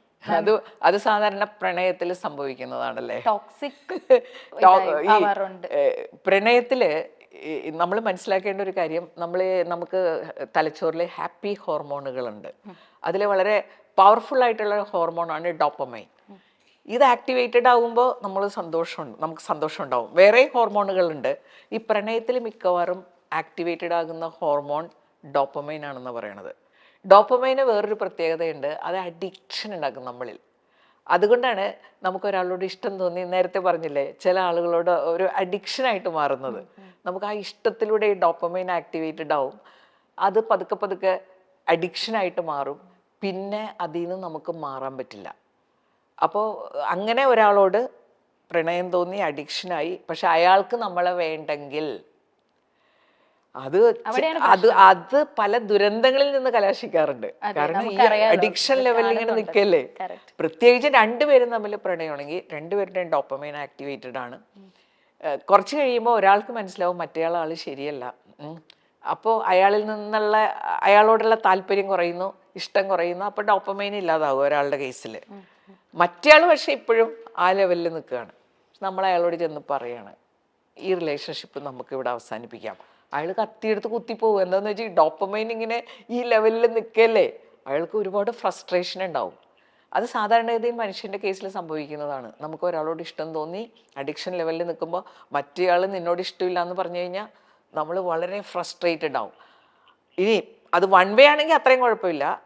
മറ്റേയാളും കൂടി ഈ ലെവലിൽ നിന്നിട്ട് അയാൾ മാറുമ്പോൾ അത് പ്രതികാരത്തിലേക്ക് കടക്കും. ഞാനതുകൊണ്ട് ടീനേജ് കുട്ടികളോട് ഈ ഒരു സംഭവം പറഞ്ഞു കൊടുക്കാറുണ്ട്. ഇങ്ങനെ ഒരു അഡിക്ഷൻ ഉണ്ടാവും, അപ്പോൾ മാറുമ്പോൾ ഇങ്ങനെയുള്ള പ്രശ്നങ്ങളുണ്ട്. ഇനി മാറണമെങ്കിൽ തന്നെ ഒറ്റയടിക്ക് എന്ന് പറയരുത്, പതുക്കെ പതുക്കെ പതുക്കെ അവിടെ ലെവല് മാറ്റി മാറ്റി കൊണ്ടുവരണമെന്ന്. അപ്പൊ നമ്മള് ശരിക്കും ജീവിക്കണമെന്ന് ആഗ്രഹമുള്ളവരാണെങ്കിൽ ഇതിന്റെ പിന്നാലെ ഒന്നും പോവില്ല. അയാൾക്ക് എനിക്കിപ്പുറത്ത് കുറെ ആളുകളുണ്ട് അല്ലേ, ഒരാളോട് എപ്പോഴും ചോയ്സസ് ഒരുപാടുണ്ടെന്നുള്ളത് തന്നെയാണ് നമ്മുടെ ഭാഗ്യം. അതെ, ഒന്നില്ലെങ്കിൽ നിനക്ക് വേറെ ഉണ്ട്. ഒരു ജോലി കിട്ടിയില്ലെങ്കിൽ അപ്പുറത്ത് വേറൊരു ജോലിയുണ്ട്. ആ ചോയ്സ് ഇല്ലേ, അത് നമ്മളെപ്പോഴും അത് നമ്മുടെ ഒരു ഫ്രീഡമാണ്. നമുക്ക് ഇഷ്ടമുള്ളവരെ ചൂസ് ചെയ്യാം. ഒന്നിനും ക്ഷാമമില്ല, ഒരുപാട് കാര്യങ്ങളുണ്ട് ചുറ്റും. അതെ, മാമിന് ഇങ്ങനത്തെ കോൾസ് ഒക്കെ വരാറുണ്ടോ? ഇങ്ങനെ പ്രണയം എന്റെ നഷ്ടമായി, ഞാൻ എന്ത് ചെയ്യും മാം, അങ്ങനെയൊക്കെ പറഞ്ഞു. ഇപ്പോഴത്തെ കാലഘട്ടത്തില് മാമിന് അറിയായിരിക്കല്ലോ, ബ്രേക്കപ്സ് ഒക്കെ ചില ഡിപ്രഷൻ വരെ എത്തിക്കാം. ഇതുപോലത്തെ ടോക്സിക് റിലേഷൻഷിപ്സ് ഉണ്ട്, അങ്ങനെ ഒരുപാട് കാര്യങ്ങളുണ്ട്. അപ്പൊ മാം എന്താ അവർക്കൊക്കെ പറഞ്ഞു കൊടുക്കാറ്? ഞാനിങ്ങനെ ഭയങ്കര പ്രണയിച്ച് വിഷമിച്ചൊക്കെ വരുമ്പോ ഞാനിതാണ് പറഞ്ഞു കൊടുക്കാറ്. ഇപ്പൊ പറഞ്ഞത് തന്നെ, നമുക്ക് ഒരുപാട് ചോയ്സസ് ഉണ്ട് ഈ ലോകത്ത്. ഇയാളല്ല, നമുക്ക് ഇതിനേക്കാൾ നല്ല ഒരാള് നമുക്ക് വേണ്ടി വെയിറ്റ് ചെയ്യുന്നുണ്ടാവാം. നമ്മൾ പലപ്പോഴും ഇതിലേക്ക് ചുരുങ്ങി നിൽക്കല്ലേ ഇപ്പോ. ആള് പോയാലായിരിക്കും അറിയാം ഇതിലും നല്ല വൈഡർ വേൾഡ് ഉണ്ട് ഇവിടെ. അയാൾ പോയി, ഓക്കെ. ഒന്നാമത്തത് നമ്മളോട് താല്പര്യമില്ലാത്ത ഒരാളെ നമ്മൾ വിട്ടുകളയുന്നതാണ് ബുദ്ധി. എപ്പോഴും നല്ലത്. നമ്മൾ ഇഷ്ടപ്പെടുന്ന ആളെയല്ലേ നമുക്ക് വേണ്ടത്. അല്ലെങ്കിൽ ഇത് രണ്ടുപേർക്കും ബുദ്ധിമുട്ടാവും അല്ലേ? പിന്നെ നമ്മൾ അതാണ് ബുദ്ധി. അല്ലാതെ നമുക്ക് നമ്മളെ താല്പര്യമില്ലാത്ത ആളുകളുടെ പുറകെ നടക്കുന്നതിനേക്കാൾ നമ്മൾ ഇഷ്ടപ്പെടുന്ന ഒരാള്, അയാളോട് നമുക്കൊരു ഇഷ്ടം തോന്നിക്കഴിഞ്ഞാൽ അതാണ് അവിടെ അത് സക്സസ്ഫുൾ റിലേഷൻഷിപ്പായിട്ട് മാറുന്നത്. വാശിയോടുകൂടി പുറകെ നടന്ന് ഇഷ്ടം സമ്പാദിച്ച് നമ്മുടെ സമയം ഒരുപാട് വേസ്റ്റ് ആയി പോകും. നമ്മുടെ പ്രൊഡക്റ്റീവ് ടൈം അല്ലേ, എന്ത് കാര്യമായിരിക്കണം. അതെ, ചിലർക്ക് അങ്ങനെയാണ്, ഒരു വാശിയാണ്, എന്നെ ഇഷ്ടമല്ലെങ്കിൽ ആർക്കും വേണ്ട അങ്ങനെ പറഞ്ഞ് ഭയങ്കരമായി ജീവിതം അവസാനിപ്പിക്കുന്നവർ വരെ രണ്ടുപേരുടെയും ജീവിതം നശിപ്പിക്കുന്നവർ. അതാണ് പ്രതികാരം. നിന്നെ നീ എന്നാ ജീവിക്കേണ്ട, എനിക്ക് കിട്ടിയില്ലെങ്കിൽ വേറെ ആർക്കും വേണ്ട, അങ്ങനെ ചിന്തിക്കുന്നവരുണ്ട്. അതാണ് പ്രശ്നം. അപ്പൊ ചിന്തയല്ലേ പ്രശ്നം, ശരിക്കും ചിന്തയാണ്. അപ്പൊ നമ്മുടെ ഒരു പ്രോപ്പർ ട്രെയിനിങ് ഇല്ല നമുക്ക് പലപ്പോഴും. നമ്മൾ ചെറുപ്പത്തിലേ തുടങ്ങി കുഞ്ഞുങ്ങളെ വളർത്തുമ്പോൾ പല കാര്യങ്ങളോടും ഉണ്ടാകേണ്ട സമീപനം, ആ ഒരു തോട്ട് പ്രോസസ്സ് അവരിൽ ഡെവലപ്പ് ചെയ്യണം. ഇപ്പോൾ ഒരു ഫെയിലിയർ വന്നു, ആ ഫെയിലിയർ ജീവിതത്തിൽ എന്തുണ്ടെങ്കിലും എന്ത് കാര്യം നീ ചെയ്യുമ്പോഴും 2 ചാൻസ് ഉണ്ട്, സക്സസ് ഓർ ഫെയിലിയർ. അപ്പോൾ ഒരു കാര്യം ചെയ്യുമ്പോൾ ഇത് രണ്ടും ഉണ്ടാകാൻ ചാൻസ് ഉള്ളത് കൊണ്ട് ഈ ഫെയിലിയർ ഫേസ് ചെയ്യുമെങ്കിൽ മാത്രം അത് ചെയ്യേണ്ട ആവശ്യമുള്ളൂ, അല്ലെങ്കിൽ ചെയ്യരുത്. ഇങ്ങനെയൊക്കെയുള്ള കുറേ കോൺസെപ്റ്റ്സ് ചെറുപ്പത്തിലേ കൊടുത്തു കഴിഞ്ഞാൽ നേരെ തിരിച്ചല്ലേ നമ്മൾ കൊടുക്കുന്നത്. നമ്മൾ പലപ്പോഴും അവരോട് സംസാരിക്കുമ്പോൾ പോലും നീ ഒന്നാമതാവണം, നീ ജയിക്കണം, നീ ഒരു മത്സരത്തിന് പോകുമ്പോൾ ഇങ്ങനെ ജയിക്കാം തോൽക്കാം എല്ലാം അതിൻ്റെ ഭാഗമാണ്. നീ ഒരു മത്സരത്തിന് പോകുന്നുണ്ടെങ്കിൽ ഇത് രണ്ടിലേതെങ്കിലും ഫേസ് ചെയ്യാൻ തയ്യാറായിട്ട് വേണം പോകാൻ. അങ്ങനെയൊക്കെ ആ മനസ്സിലെ തോട്ട് പ്രോസസ്സ്. എൻ്റെ മോളോട് ഏറ്റവും ബഹുമാനം തോന്നിയിട്ടുള്ളത് എനിക്ക് അവളുടെ മകളെ വളർത്തുന്നതാണ് കേട്ടോ. ആ ഒരു കറക്റ്റ് തോട്ട് പ്രോസസ്സ് അവളിൽ ഉണ്ടാക്കാനായിട്ട്. ഇപ്പോൾ രാവിലെ പ്രാർത്ഥിക്കുമ്പോൾ, സ്കൂളിൽ പോകുന്നതിന് മുമ്പ് പ്രാർത്ഥിക്കുമ്പോൾ എന്താ പ്രാർത്ഥിക്കാറുണ്ടെന്നാ, എനിക്ക് എല്ലാവരോടും നല്ല കൈൻഡായിട്ട് എല്ലാവരെയും കെയർ കൊടുത്ത് പെരുമാറാൻ എനിക്ക് പറ്റണേ, എല്ലാവരെയും ഹെൽപ്പ് ചെയ്യാൻ പറ്റണേ. ഞാൻ അന്തം വിടും. നമ്മള് വേറെ തരത്തിലല്ലേ പ്രാർത്ഥിക്കാറ്, എന്റെ കുട്ടി എല്ലാത്തിലും മികച്ചു നിൽക്കണം, എന്നെ രക്ഷിക്കണം. എനിക്ക് വളരെ സ്ട്രൈക്ക് ചെയ്തൊരു കാര്യമാണ് കേട്ടോ. എത്ര നല്ല ഓറിയന്റേഷനാണ് ആ കുട്ടിക്ക് കൊടുക്കുന്നത്. അപ്പോൾ നമ്മൾ ഇതിന് പോകില്ലേ, ഓപ്പൺ ഹൗസിനൊക്കെ പോകുമ്പോൾ ടീച്ചേഴ്സ് പറയാറുണ്ട് ഷീ ഈസ് വെരി ഹെൽപ്ഫുൾ, എല്ലാവരെയും കെയർ ചെയ്യും, എല്ലാവരെയും സപ്പോർട്ട് ചെയ്യും. അപ്പം നമ്മൾ കൊടുക്കുന്ന ആ ഒരു തോട്ട്സ് ഉണ്ടല്ലോ, അത് വളരെ ഇമ്പോർട്ടൻ്റ് ആണ്. കുഞ്ഞുനാളിലെ ആ ഒരു രീതിയിലുള്ള ചിന്ത, പോസിറ്റീവായിട്ടുള്ള കാര്യങ്ങൾ കാണാനും നെഗറ്റീവായിട്ടുള്ളത് എന്തും രണ്ടും ഉണ്ട്. അതിൽ പോസിറ്റീവായിട്ടുള്ള കാര്യങ്ങൾ കണ്ട് സന്തോഷിക്കാൻ, ബ്ലെസ്സിങ്സിനെ കുറിച്ച് ചിന്തിക്കാൻ, ഇതെല്ലാം നമ്മൾ കുഞ്ഞുങ്ങളെ പരിശീലിപ്പിക്കണം. ബി കൈൻഡ് അല്ലേ? ബി കൈൻഡ്, ഞാൻ പക്ഷേ അങ്ങനെ ആയിരുന്ന അമ്മ ആണെന്ന് പറയാൻ പറ്റില്ല. എനിക്ക് എൻ്റെ മോള് ഫസ്റ്റ് ആകണം അങ്ങനെയൊക്കെ ആഗ്രഹം ഉണ്ടായിരുന്നു. പക്ഷെ ഇവളിങ്ങനെയൊക്കെ പറയുമ്പോൾ എന്നെ അത് ഒരുപാട് ഇമ്പ്രസ് ചെയ്തിട്ടുണ്ട്. ചിലപ്പോൾ നമ്മൾ ആലോചിക്കൂലേ, മനുഷ്യ ജീവിതത്തിൽ നമുക്ക് റീവൈൻ ബട്ടൺ ഒന്നുമില്ല, എന്നാലും നമ്മൾ വിചാരിക്കില്ലേ എനിക്ക് ഒരു ചാൻസും കൂടി ഇങ്ങനെ കിട്ടിയിരുന്നെങ്കിൽ അങ്ങനെ ചെയ്യാമായിരുന്നു എന്ന് ഒരുപാട് ഫീലിംഗ് ഉണ്ടാക്കിയിട്ടുള്ള ഒരു സംഭവമാണത്. എല്ലാവർക്കും അങ്ങനെ ഉണ്ടാവും ലൈഫിൽ അല്ലേ? ഒന്ന് തിരിഞ്ഞു നോക്കിയിട്ട് അതൊന്ന് മാറ്റും. മാമിന് അങ്ങനെ ലൈഫിലുണ്ടോ, ഒന്ന് തിരിച്ചു പോയായിരുന്നെങ്കിൽ എനിക്ക് ഇങ്ങനെ ഒന്ന് ചേഞ്ച് ചെയ്യാമായിരുന്നു, അങ്ങനെ തോന്നി? എന്റെ പാരന്റിങ് ഒന്ന് ശരിയായിട്ട് ചെയ്യണമായിരുന്നു. അവരിപ്പോ നല്ല രീതിയിൽ കുഴപ്പമില്ല. പക്ഷെ കുറച്ചും കൂടി ഒരു പാരന്റിങ്ങിൽ വന്ന ചില മിസ്റ്റേക്സ് ഉണ്ട്. ഇതുപോലെ ചില കാര്യങ്ങളിൽ പിടിവാശിയൊക്കെ ഉണ്ടായിരുന്നു, അങ്ങനെ ചെയ്യണം ഇങ്ങനെ ചെയ്യണം, കുറച്ചും കൂടി ഇതായിരുന്നെങ്കിൽ കുറച്ചും കൂടി നന്നായേനെന്ന് ഇപ്പൊ തോന്നുന്നുണ്ട്.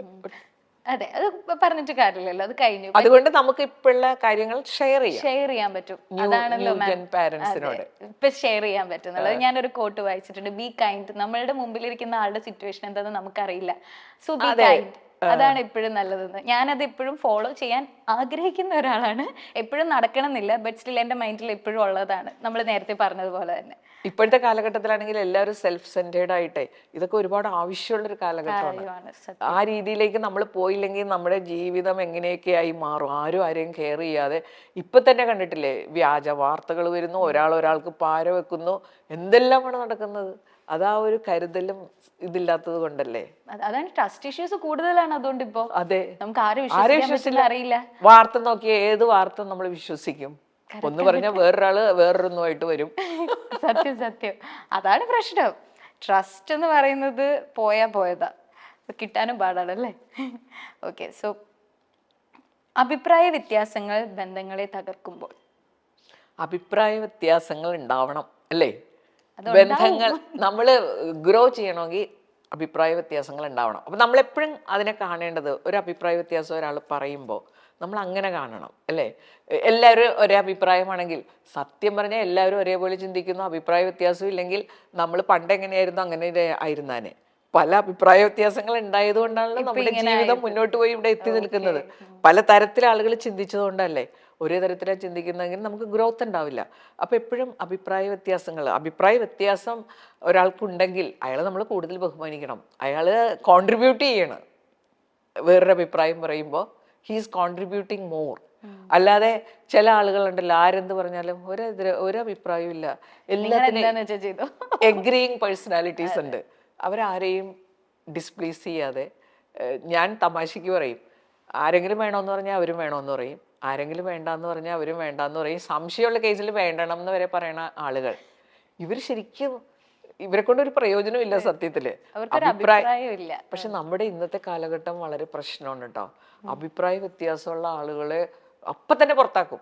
ഒരു ഗ്രൂപ്പിലൊക്കെ ആരെങ്കിലും ഒരു എതിരഭിപ്രായം പറഞ്ഞാൽ, ഞാനും പല സ്ഥലത്തും പല ഇതിലൊക്കെ പ്രവർത്തിക്കുമ്പോൾ നമ്മൾ പലപ്പോഴും അത് ഫീൽ ചെയ്തിട്ടുണ്ട്.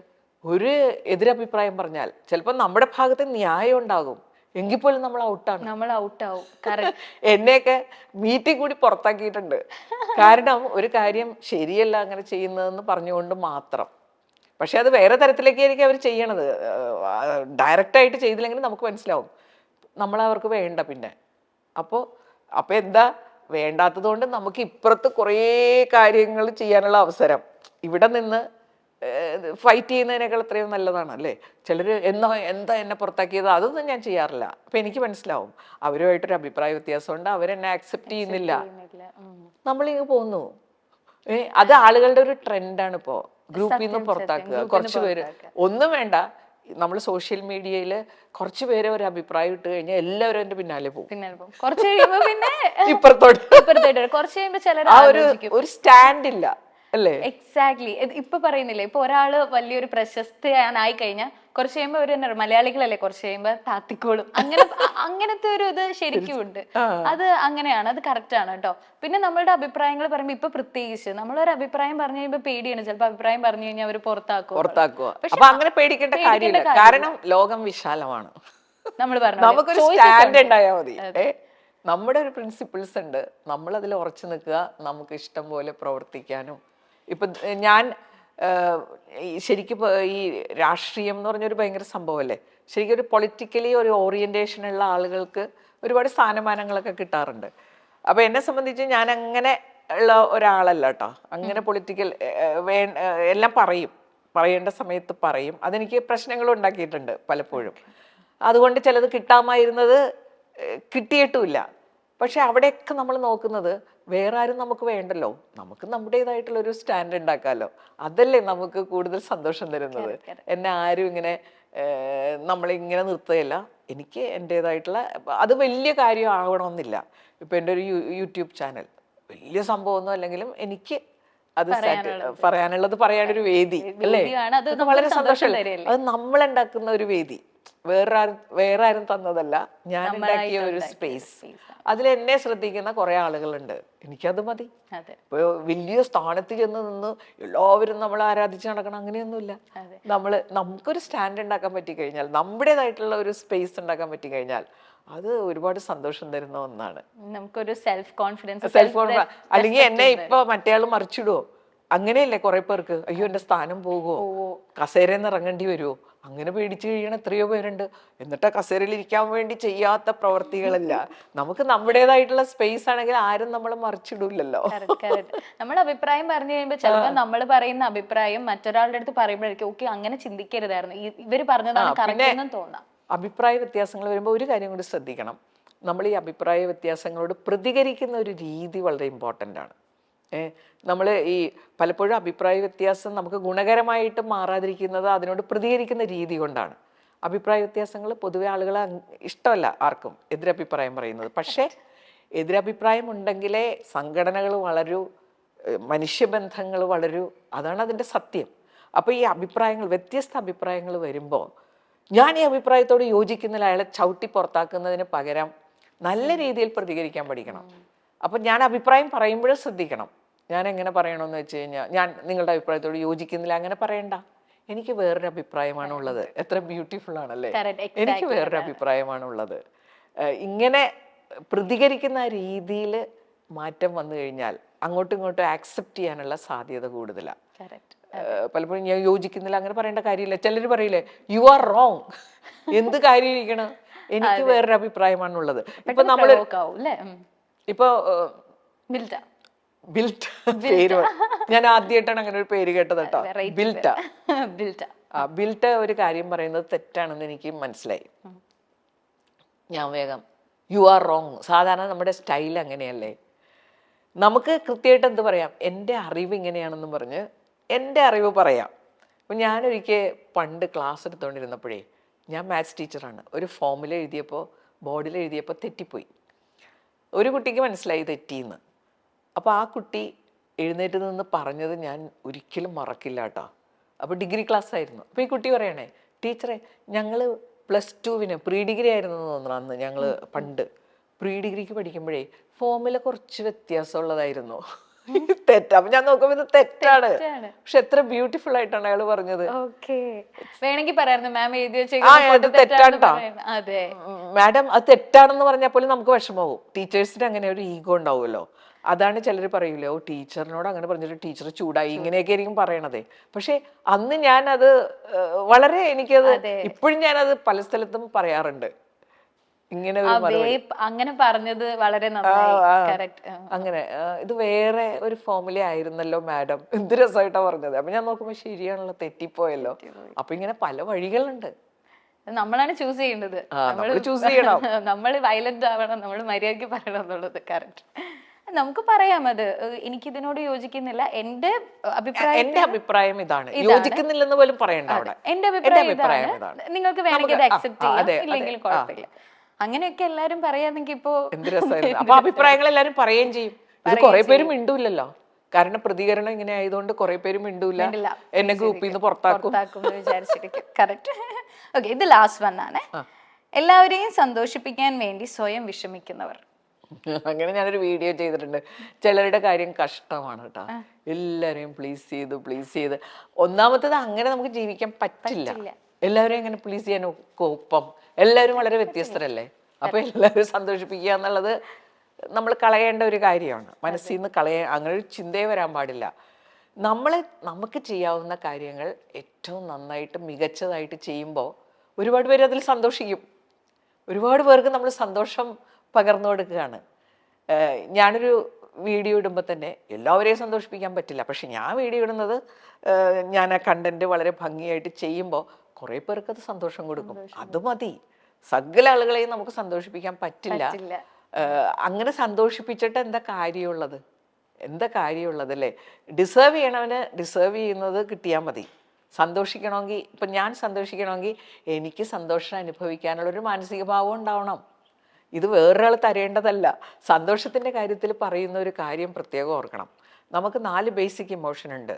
ഒന്ന് ഫിയർ, ഒന്ന് സങ്കടം, അല്ലെ 4 ഒന്ന് ഫിയറാണ്. അതാണ് പ്രിമിറ്റീവ് സ്ട്രോങ് ഇമോഷൻ. നമ്മൾ ജീവിച്ചിരിക്കുന്നത് ഈ ഇമോഷൻ ഉള്ളത് കൊണ്ടാണ്, അല്ലെങ്കിൽ എപ്പോഴെങ്കിലുമൊക്കെ എന്തെങ്കിലും അപകടം പറ്റിയാൽ.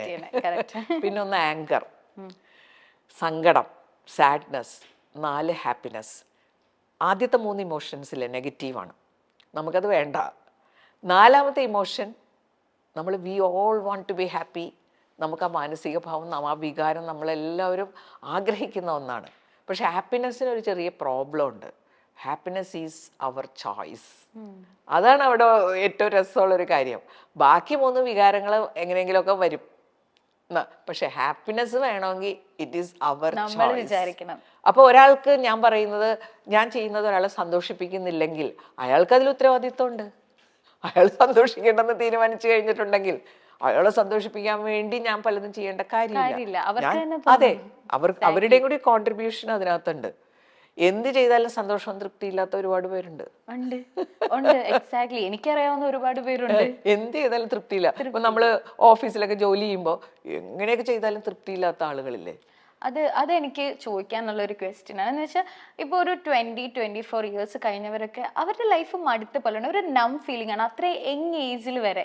ചിലർ ജോലിക്ക് പോകുന്നു, ഓക്കെ, വൈകിട്ടാകുമ്പോൾ വീട്ടിൽ പോകുന്നു, മന്തിട്ട് സാലറി കിട്ടും, അങ്ങനെ അങ്ങ് ജീവിക്കുകയാണ്. അവരുടെ ലൈഫിൽ അവർ എക്സിസ്റ്റ് ചെയ്യുന്നേ ഉള്ളൂ, അവരുടെ ലൈഫിൽ ജീവിക്കുന്നില്ല, ഒരു ഹാപ്പിനെസ്സും കിട്ടുന്നില്ല. അത് ഒരാൾക്കോ രണ്ടാൾക്കോ അല്ല, ഈ യൂത്തിലുള്ള ഒരു വിഭാഗം, എല്ലാവരുടെയും കാര്യമല്ല, ഒരു വിഭാഗം ഓഫ് ആൾക്കാർ ഇങ്ങനെയുണ്ട്. അവരുടെ ലൈഫിൽ അവർ ഹാപ്പി അല്ല. നമ്മൾ പക്ഷെ പുറത്ത് കാണുമ്പോൾ, ഇൻസ്റ്റഗ്രാമിലൊക്കെ കാണുമ്പോൾ അവർ ഭയങ്കര ചില്ലാണ്, ഭയങ്കര അടിപൊളിയാണ്, അവരുടെ ലൈഫ് ഫുൾ സെറ്റ് ആണെന്നൊക്കെ ആയിരിക്കും. പക്ഷെ രാത്രി അവർ വീട്ടിൽ ചെല്ലുമ്പോൾ, അവർ കിടക്കുമ്പോൾ അവരുടെ അടുത്ത് ഹാപ്പി ആണോ എന്ന് അവർ തന്നെ ചിന്തിച്ചാൽ എനിക്ക് തോന്നുന്നില്ല. ഒരു വിഭാഗം ഓഫ് ആൾക്കാരുണ്ട് അങ്ങനെ. ബിക്കോസ് ഞാൻ ഒത്തിരി സംസാരിക്കുന്ന ഒരാളാണ്, എനിക്ക് ഒത്തിരി ഫ്രണ്ട്സ് ഉള്ളതാണ്. ഞാൻ സംസാരിക്കുമ്പോൾ ഞാൻ സീരിയസ് ആയിട്ട് ചിന്തിച്ചിട്ടുണ്ട്, ഇത്ര യങ് ആയിട്ട് ഇരിക്കുമ്പോഴും എല്ലാവർക്കും എന്താ ഈ പ്രശ്നം എന്നുള്ളത്. എല്ലാവർക്കും പ്രശ്നമുണ്ട്. ഞാൻ ഈ ചാനൽ നടത്തുന്നതുകൊണ്ട് എന്തെല്ലാം പ്രശ്നങ്ങളാണ് ആളുകൾക്ക്. ഒരുപാട് സ്ട്രെസ്, ആങ്സൈറ്റി, ഇതൊക്കെ ആളുകൾക്ക് ഒരുപാടുണ്ട്. അവിടെ എല്ലാം നമ്മുടെ മനസ്സെന്ന് പറയുന്ന സാധനമുണ്ട്. മനസ്സെന്ന് പറഞ്ഞാൽ വളരെ സിമ്പിൾ കോൺസെപ്റ്റാണ്, നമ്മുടെ ഒരു തോട്ട് പ്രോസസ്സാണ്. അത് നമ്മൾ തന്നെ ഡെവലപ്പ് ചെയ്ത് ഡയറക്റ്റ് ചെയ്ത് എടുക്കേണ്ട ഒരു സാധനമാണ്. വേറൊരാൾക്ക് വന്ന് നമ്മുടെ ഈ ചിന്ത അങ്ങനെയല്ലേ സംവിധാനം ചെയ്തേക്കണത്, ആർക്കും അതിൽ കയറി ഇടപെടാൻ പറ്റില്ല. നമ്മുടെ സ്വന്തമാണ്. അവിടെ നമ്മൾ വർക്കൗട്ട് ചെയ്യണം. അങ്ങനെയാണ് നമുക്ക് ഹാപ്പി ആകാൻ പറ്റൂ. നമ്മൾ അല്ലാതെ വേറൊരാൾക്ക് ഈ സാധനം കൊണ്ടുവന്ന് തരാൻ പറ്റില്ലല്ലോ. സാധനങ്ങളൊക്കെ കൊണ്ടുവന്ന് തരും, ഹാപ്പി ആകും. കുറച്ച് കഴിയുമ്പോൾ ഈ പറഞ്ഞ പോലെ വൈകുന്നേരം രാത്രിയാകുമ്പോൾ സന്തോഷം പോയി. അപ്പോൾ നമ്മൾ ജീവിത വിജയം എന്നൊക്കെ പറഞ്ഞു കഴിഞ്ഞാലും അത് തന്നെയാണ്. നമ്മൾ ഒരു ലക്ഷ്യം നേടുമ്പോൾ നമുക്ക് സന്തോഷം ഉണ്ടാവുമല്ലോ. പക്ഷേ ജീവിത വിജയം എന്ന് പറഞ്ഞാൽ അതല്ല. ആ സന്തോഷം നമുക്ക് നിലനിർത്താൻ പറ്റണം. നിലനിർത്തുക മാത്രമല്ല, മറ്റുള്ളവരിലേക്ക് പ്രസരിപ്പിക്കാനും കൂടി പറ്റണം. ആ രീതിയിൽ വരുമ്പോഴാണ് ഞാൻ പറയണത് അത് ജീവിത വിജയമാണെന്ന്. ഇനി പ്രസരിപ്പിക്കുമ്പോൾ ചിലർക്കത് ആക്സെപ്റ്റ് ചെയ്യാൻ പറ്റിയില്ലെങ്കിൽ നമ്മളതിനെക്കുറിച്ച് പറയേണ്ട കാര്യമില്ല. കാരണം സന്തോഷിക്കുക എന്നുള്ളത് അവരുടെയും കൂടി ഉത്തരവാദിത്വമാണ്. വളരെ ചെറിയ പ്രായത്തിലുള്ളവർ തന്നെ ഇങ്ങനെ പറയും, എന്റെ ലൈഫിൽ ഒരു സുഖമില്ല, അവർക്ക് ജോലി, അവർക്ക് സാലറി ഉണ്ട്, പക്ഷെ ലൈഫ് എന്തോ ഒരു രസമില്ല, അങ്ങനെ പറയുന്ന ഒരുപാട് പേരുണ്ട്. ലൈഫിൽ ബേസിക് ആയിട്ടുള്ള കാര്യങ്ങൾ പലതും ചെയ്യുന്നുണ്ടാവില്ല. അതുകൊണ്ടായിരിക്കും. കാരണം നമ്മുടെ ബോഡി ആൻഡ് മൈൻഡ് സന്തോഷത്തിലെ കാര്യത്തിൽ അത് വളരെ ഇമ്പോർട്ടൻ്റ് ആണ്. നമ്മുടെ ശരീരം ശരിയല്ലെങ്കിൽ പോലും അത് സന്തോഷത്തെ എഫക്റ്റ് ചെയ്യും. നമ്മൾ ഈ ഒരു പീസ്ഫുള്ളായിട്ടിരിക്കുക. അപ്പോൾ നമ്മളിപ്പോൾ നമ്മുടെ കാര്യങ്ങളൊന്നും സിസ്റ്റമാറ്റിക് ആയിട്ട് ചെയ്യുന്നില്ല, നമ്മൾ ശരിക്ക് ഒരു ഉറക്കം, ഇതെല്ലാം നമുക്ക് ആവശ്യമാണ്. നമ്മുടെ ബോഡിയുടെ മെയിൻ്റനൻസ് ആക്ടിവിറ്റീസൊക്കെ നടക്കുന്നത് ഉറങ്ങുന്ന സമയത്താണ്. അപ്പോൾ ന്യൂ ജെന്നിൻ്റെ കാര്യത്തിൽ എനിക്ക് പലപ്പോഴും തോന്നിയിട്ടുള്ളത്, അവർക്കൊരു സിസ്റ്റമാറ്റിക് ലൈഫേ ഇല്ല. അത് നമ്മുടെ സന്തോഷത്തെ ബാധിക്കുന്ന ഒന്നാണ്. അത് തിരിച്ചറിയില്ല. അതാണ് പ്രശ്നം. അതിനൊന്നും പറ്റില്ല, പക്ഷെ അപ്പൊ അതാണ് അവിടെ. അപ്പൊ മറ്റുള്ളവരെ ഹെൽപ്പ് ചെയ്യുമ്പോൾ നമുക്ക് നല്ല ഹാപ്പിനെസ് കിട്ടും. നമ്മുടെ ലൈഫ് നല്ല സിസ്റ്റമാറ്റിക് ആയിട്ട് പോകുമ്പോൾ നമ്മൾ ഹാപ്പി ആവും. അതങ്ങനെയാണ്. നമുക്ക് മനുഷ്യർ ജീവിക്കേണ്ട ചില രീതികളുണ്ട്. അതുപോലെ ജീവിക്കുമ്പോഴാണ് നമുക്ക് ഹാപ്പി ആകാൻ പറ്റുക. നമ്മൾ അതിനെതിരായിട്ട് പോയി കഴിഞ്ഞാൽ പ്രശ്നമാണ്. അവിടെ അങ്ങനെ കുറേ പ്രശ്നങ്ങളുണ്ട്. പക്ഷെ അതൊന്നും പലരും സമ്മതിച്ചും തരില്ല. കാരണം എന്താ, നമുക്ക് കംഫർട്ട് സോണിനോടാണ് താല്പര്യം. തോന്നുമ്പോൾ ഉറങ്ങുക, തോന്നുമ്പോൾ ഉണരുക, അത് കംഫർട്ടാണ്. പക്ഷെ പണ്ടുള്ളവർ പറഞ്ഞതാണ് കറക്റ്റ്. നമ്മുടെ ബോഡിക്ക് അനുയോജ്യം early to bed and early to rise. അല്ലെങ്കിൽ ഉറങ്ങാനും ഉണരാനും ഒക്കെ നമ്മുടെ സാഹചര്യം അനുസരിച്ച് സെറ്റ് ചെയ്താലും ഡ്യൂറേഷൻ ഉണ്ടാവണം. ഉറക്കം ശരീരത്തിന് വളരെ ആവശ്യമാണ്. പക്ഷെ നമ്മുടെ മനുഷ്യ ശരീരത്തിന് നല്ലത് early to bed and early to rise. ഞാൻ പണ്ട് വിചാരിച്ചിരുന്നു, എനിക്ക് രാവിലെ എഴുന്നേൽക്കുന്നത് എൻ്റെ ബോഡിക്ക് പറ്റിയതല്ല. പക്ഷെ അത് മടിയായിരുന്നു എന്ന് ഞാൻ പിന്നീട് തിരിച്ചറിഞ്ഞു. കാരണം ഞാനിങ്ങനെ എന്നെ ഒബ്സർവ് ചെയ്തപ്പോൾ നമുക്കൊരു രാത്രി 9-10 മണിയാകുമ്പോൾ നല്ല ഉറക്കം വരും ശരിക്കും. രാവിലെ ആകുമ്പോൾ അങ്ങനെ ഉറങ്ങുകയാണെങ്കിൽ രാവിലെ നമ്മൾ ഉണരും, നല്ല ഫ്രഷ് ആയിരിക്കും. പക്ഷേ ഇന്നത്തെ ജീവിത സാഹചര്യങ്ങളിൽ നമുക്ക് ഒരുപാട് സുഖങ്ങളും അതും ഇതൊക്കെ ഉള്ളതുകൊണ്ട് നമ്മൾ രാത്രി കിടക്കാനൊക്കെ വൈകി അവിടെ സിനിമ കണ്ടോ സോഷ്യൽ മീഡിയയിലോ ഇരുന്നോ രാത്രി 12 മണിയാവും. ചിലർക്ക് ജോലിയായിരിക്കാം, പക്ഷെ മെജോറിറ്റി അങ്ങനെയല്ല. വെറുതെ അവിടെ ഇവിടെയൊക്കെ നടന്ന് രാത്രി 12 മണിയായി നേരത്തെയാണ് വെറുതെ നടക്കുകയാണ്. എന്നിട്ട് പിന്നെ രാവിലെ എഴുന്നേൽക്കുമ്പോൾ ഒരു ഉന്മേഷം ഉണ്ടാവില്ല. എന്നിട്ട് ഉച്ചയാകുമ്പോൾ അയ്യോ ഇന്നത്തെ ദിവസം ഇങ്ങനെ പോട്ടെ, ഇങ്ങനെയൊക്കെ വന്നിട്ടാണ് ആ പ്രശ്നം ഉണ്ടാവുന്നത്. അതേസമയം നമ്മൾ ഒരു ചെറിയ പ്ലാനിങ്, എപ്പോൾ ഉറങ്ങണം, എപ്പോൾ ഉണരണം, എനിക്ക് നാളെ ഇത്രയും കാര്യങ്ങൾ ചെയ്യാനുണ്ട് എന്നൊക്കെ വന്നു കഴിയുമ്പോൾ ലൈഫിനൊരു ഫോക്കസിങ് ഉണ്ടാവും, ലൈഫിനൊരു മീനിങ് ഉണ്ടാവും. നമുക്ക് ഓരോ കാര്യവും ചെയ്ത് പോകുമ്പോൾ ഈ ഡോപ്പമിൻ ആക്ടിവേറ്റഡ് ആവും, നമുക്ക് ഇമ്പ്രൂവ്മെന്റ് ഉണ്ടാവുമ്പോൾ. അങ്ങനെയൊക്കെ ഒരു സിസ്റ്റം ഉണ്ട്. നമുക്ക് ഇമ്പ്രൂവ്മെന്റ് ഉണ്ടാവുമ്പോൾ ഇത് ആക്ടിവേറ്റഡ് ആവും. പിന്നെ അഡിക്ഷൻ ഉള്ളതുകൊണ്ട് വീണ്ടും വീണ്ടും ഇമ്പ്രൂവ്മെന്റ് ഉണ്ടാക്കാൻ തോന്നും. അങ്ങനെ ജീവിതം മുന്നോട്ട് പോയിക്കൊണ്ടിരിക്കും. ഇപ്പം ഞാനൊക്കെ എത്ര പ്രായമുള്ള ഒരാളാണ്, എനിക്ക് അങ്ങനെ തോന്നിയിട്ടേ ഇല്ല കേട്ടോ. ഓരോ ഞങ്ങളെക്കാളും കുറച്ചുകൂടി സ്മാർട്ട് ആണെന്ന്. ലൈക്ക് ഞാൻ വിചാരിച്ചിട്ടുണ്ട് എൻ്റെ മമ്മിയൊക്കെ 40+ ആണ്, 50 എടുത്താലും, പക്ഷെ മമ്മിയൊക്കെ എന്ത് സ്മാർട്ടായിട്ട് ഓരോ കാര്യം ലൈഫ് സ്റ്റൈൽ വ്യത്യാസമുണ്ട്. ഉണ്ട്. ഞാനൊക്കെ ഒരു കാര്യത്തിൽ തളർന്നിരിക്കുമ്പോൾ മമ്മിയൊക്കെ എന്നെ മോട്ടിവേറ്റ് ചെയ്യുന്ന കാണുമ്പോൾ ഈ സ്ത്രീക്ക് എങ്ങനെ എന്ത് ബോൾഡാണ്, എങ്ങനെ സാധിക്കും, ഞാൻ എപ്പോഴും ചിന്തിച്ചിട്ടുള്ള കാര്യം. പക്ഷെ അതേപോലെ തന്നെ എൻ്റെ ചില ഫ്രണ്ട്സ് ഗ്രൂപ്പിലിരിക്കുമ്പോൾ ഞങ്ങളൊക്കെ സാഡ് ആയിട്ടുള്ള കാര്യങ്ങളായിരിക്കും പറയാറ്. ഇങ്ങനെയാണ് എൻ്റെ ലൈഫ് ഇങ്ങനെ, അങ്ങനെയൊക്കെ ആയിരിക്കും ഞങ്ങൾ ചോദിക്കാറുള്ളത്. ബട്ട് അതാണ് നമ്മൾ പിന്നെ ലൈഫ് സ്റ്റൈൽ, നമ്മള് മനുഷ്യരാണെന്നുള്ള ഇത് മറക്കാതിരിക്കുക. എന്തൊക്കെ ടെക്നോളജി അഡ്വാൻസ് ചെയ്താലും മനുഷ്യരുടേതായിട്ടുള്ള നീഡ്സ് സിസ്റ്റം നമുക്കുണ്ട്. അത് തകിടം മറിച്ച് കഴിയുമ്പോഴാണ് നമുക്ക് ഡിപ്രഷനും ആകെ പ്രശ്നങ്ങൾ ഉണ്ടാകുന്നത്. അത് മനസ്സിലാക്കി എത്ര ബ്ലെസ്ഡ് ആണ് നമ്മൾ. ശരിക്കും പറഞ്ഞു കഴിഞ്ഞാൽ ഹാപ്പി ആയിട്ട് ജീവിക്കാനുള്ള എല്ലാ സംവിധാനങ്ങളോടും കൂടിയിട്ടാണ് നമ്മൾ ഈ ഭൂമിയിൽ ജനിച്ചിരിക്കുന്നത്. അത് ഉപയോഗിക്കാറില്ല. അതിനെയൊക്കെ തകിടം മറിക്കുമ്പോഴാണ് ഇങ്ങനെയുള്ള ഒരുപാട് പ്രശ്നങ്ങൾ നമുക്ക് ഉണ്ടാവുന്നത്. ഒരു വശത്തു കൂടി ടെക്നോളജി പുരോഗമിച്ച് പോകുന്നു, മറുവശത്തു കൂടി മനുഷ്യരെല്ലാവരും സ്ട്രെസ്ഡ് ആണ്, ആങ്സൈറ്റി, ഡിപ്രഷൻ.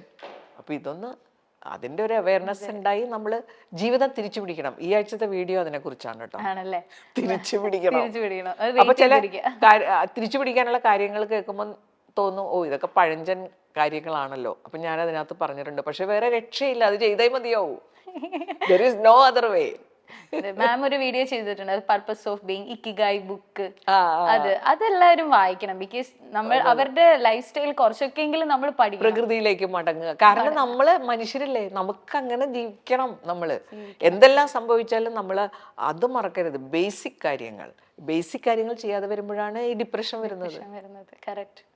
അപ്പോൾ എനിക്ക് ഇനിയും മാമിനോട് കുറേ നേരം സംസാരിക്കണമെന്നുണ്ട്, പക്ഷെ സമയം പോയതേ അറിഞ്ഞില്ല, ഇപ്പോഴേ ടൈമായി. ബട്ട് ഒരുപാട് സന്തോഷം മാം, ഒരുപാട് സന്തോഷം. ഞാൻ കുറച്ച് ലോ ആയിട്ട് നിൽക്കുന്ന ടൈമായിരുന്നു, ബട്ട് മാമിനോട് സംസാരിച്ചപ്പോൾ എനിക്ക് എന്തൊക്കെ അച്ചീവ് ചെയ്ത പോലെ ഒരുപാട് സന്തോഷം. അപ്പൊ എനിക്ക് വളരെ ഹൃദയം തുറന്ന് സംസാരിക്കാൻ പറ്റി. പെട്ടെന്ന് നമ്മൾ തമ്മിലൊരു അറ്റാച്ച്മെന്റ് ഉണ്ടായില്ല. കാരണം അമ്മ വീഡിയോ കാണുന്നു, ബിൽറ്റേ കണ്ടിട്ടുണ്ട്. അപ്പൊ അത് വലിയ സംഭവമുണ്ട്. എന്റെ ജീവിതം മാറി മറിഞ്ഞു എന്ന് പറയാ ഈ യൂട്യൂബ് വഴി. ഒരുപാട് ശിഷ്യസമ്പത്ത് എനിക്കുണ്ട്. പക്ഷെ ഇപ്പോ ഒരു വൈഡർ പ്ലാറ്റ്ഫോമായി. പിന്നെ ഞാനൊരു ഓൺലൈൻ കോഴ്സ് നടത്തുന്നുണ്ട്. അതിനകത്ത് ആളുകൾ വന്ന് ചേർന്ന് അവരെല്ലാവരും വാട്സപ്പ് ഗ്രൂപ്പായിട്ട് എൻ്റെ കൂടെയുണ്ട്. അവർക്ക് വേണ്ടി ഓഫ്ലൈൻ പ്രോഗ്രാം നടത്താറുണ്ട്. അങ്ങനെയൊക്കെ വളരെ ലൈവ്ലി ആയിട്ട്. അതൊക്കെ വെച്ചിട്ടാണ് മാമിന്റെ ലാസ്റ്റ് എപ്പിസോഡ് ഏജിങ് ഗ്രേസ്ഫുള്ളി അതൊക്കെ. അപ്പൊ ഇത് ഞാൻ പറയുകയാണെങ്കിൽ എല്ലാവർക്കും ഒരു പ്രചോദനമാവട്ടെ. ഇപ്പൊ ഞങ്ങൾ യൂത്തിനാണെങ്കിൽ പോലും മാമിന് ഇത്രയും പ്രായമായിട്ട് പോലും മാം എന്ത് ഹാപ്പി ആയിട്ടാണ് ഇരിക്കുന്നത്. അതൊക്കെ ഞങ്ങൾക്ക് എല്ലാവർക്കും ഒരു പ്രചോദനമാണ്. ഞങ്ങൾക്കും ഇതുപോലെ ഹാപ്പി ആയിട്ട് ഇരിക്കാൻ പറ്റട്ടെ. മാം പറഞ്ഞ കാര്യങ്ങളൊക്കെ ഞാൻ ഒരുപാട് എൻജോയ് ചെയ്തു, നിങ്ങൾ എല്ലാവരും എൻജോയ് ചെയ്തെന്ന് വിശ്വസിക്കുന്നു. Thank you so much. മാമിനെ ഇഷ്ടപ്പെടുന്ന ഒരുപാട് പേരുണ്ട്, മാമിന്റെ വീഡിയോസ് കാണാൻ വെയിറ്റ് ചെയ്യുന്നവരുണ്ട്, എല്ലാ ആഴ്ചയും വെയിറ്റ് ചെയ്തിരിക്കുന്നവരുണ്ട്. ആ കൊമന്റ്സിൽ ഫുൾ അതായിരിക്കും, മാമിന്റെ വീഡിയോസിന് വെയിറ്റ് ചെയ്തിരിക്കുകയെന്ന് പറഞ്ഞിട്ട്. അങ്ങനെ ഒരുപാട് പേരുണ്ട്. സോ മാം ഇൻസ്പയർ ചെയ്യട്ടെ എല്ലാവരെയും. Stay inspired. അതങ്ങനെയാണല്ലോ നമ്മുടെ യൂട്യൂബ് ചാനലിന്റെ പേര് വരെ അല്ലേ. എപ്പോഴും ഇങ്ങനെ തന്നെ ആയിരിക്കട്ടെ. നമുക്ക് ഇനിയും കാണാം. ഇതുപോലെ തന്നെ. എനിക്ക് വളരെ സന്തോഷമായി. നല്ലൊരു ഇന്റർവ്യൂ ആയിരുന്നു കേട്ടോ. Thank you so much ma'am. Thank you.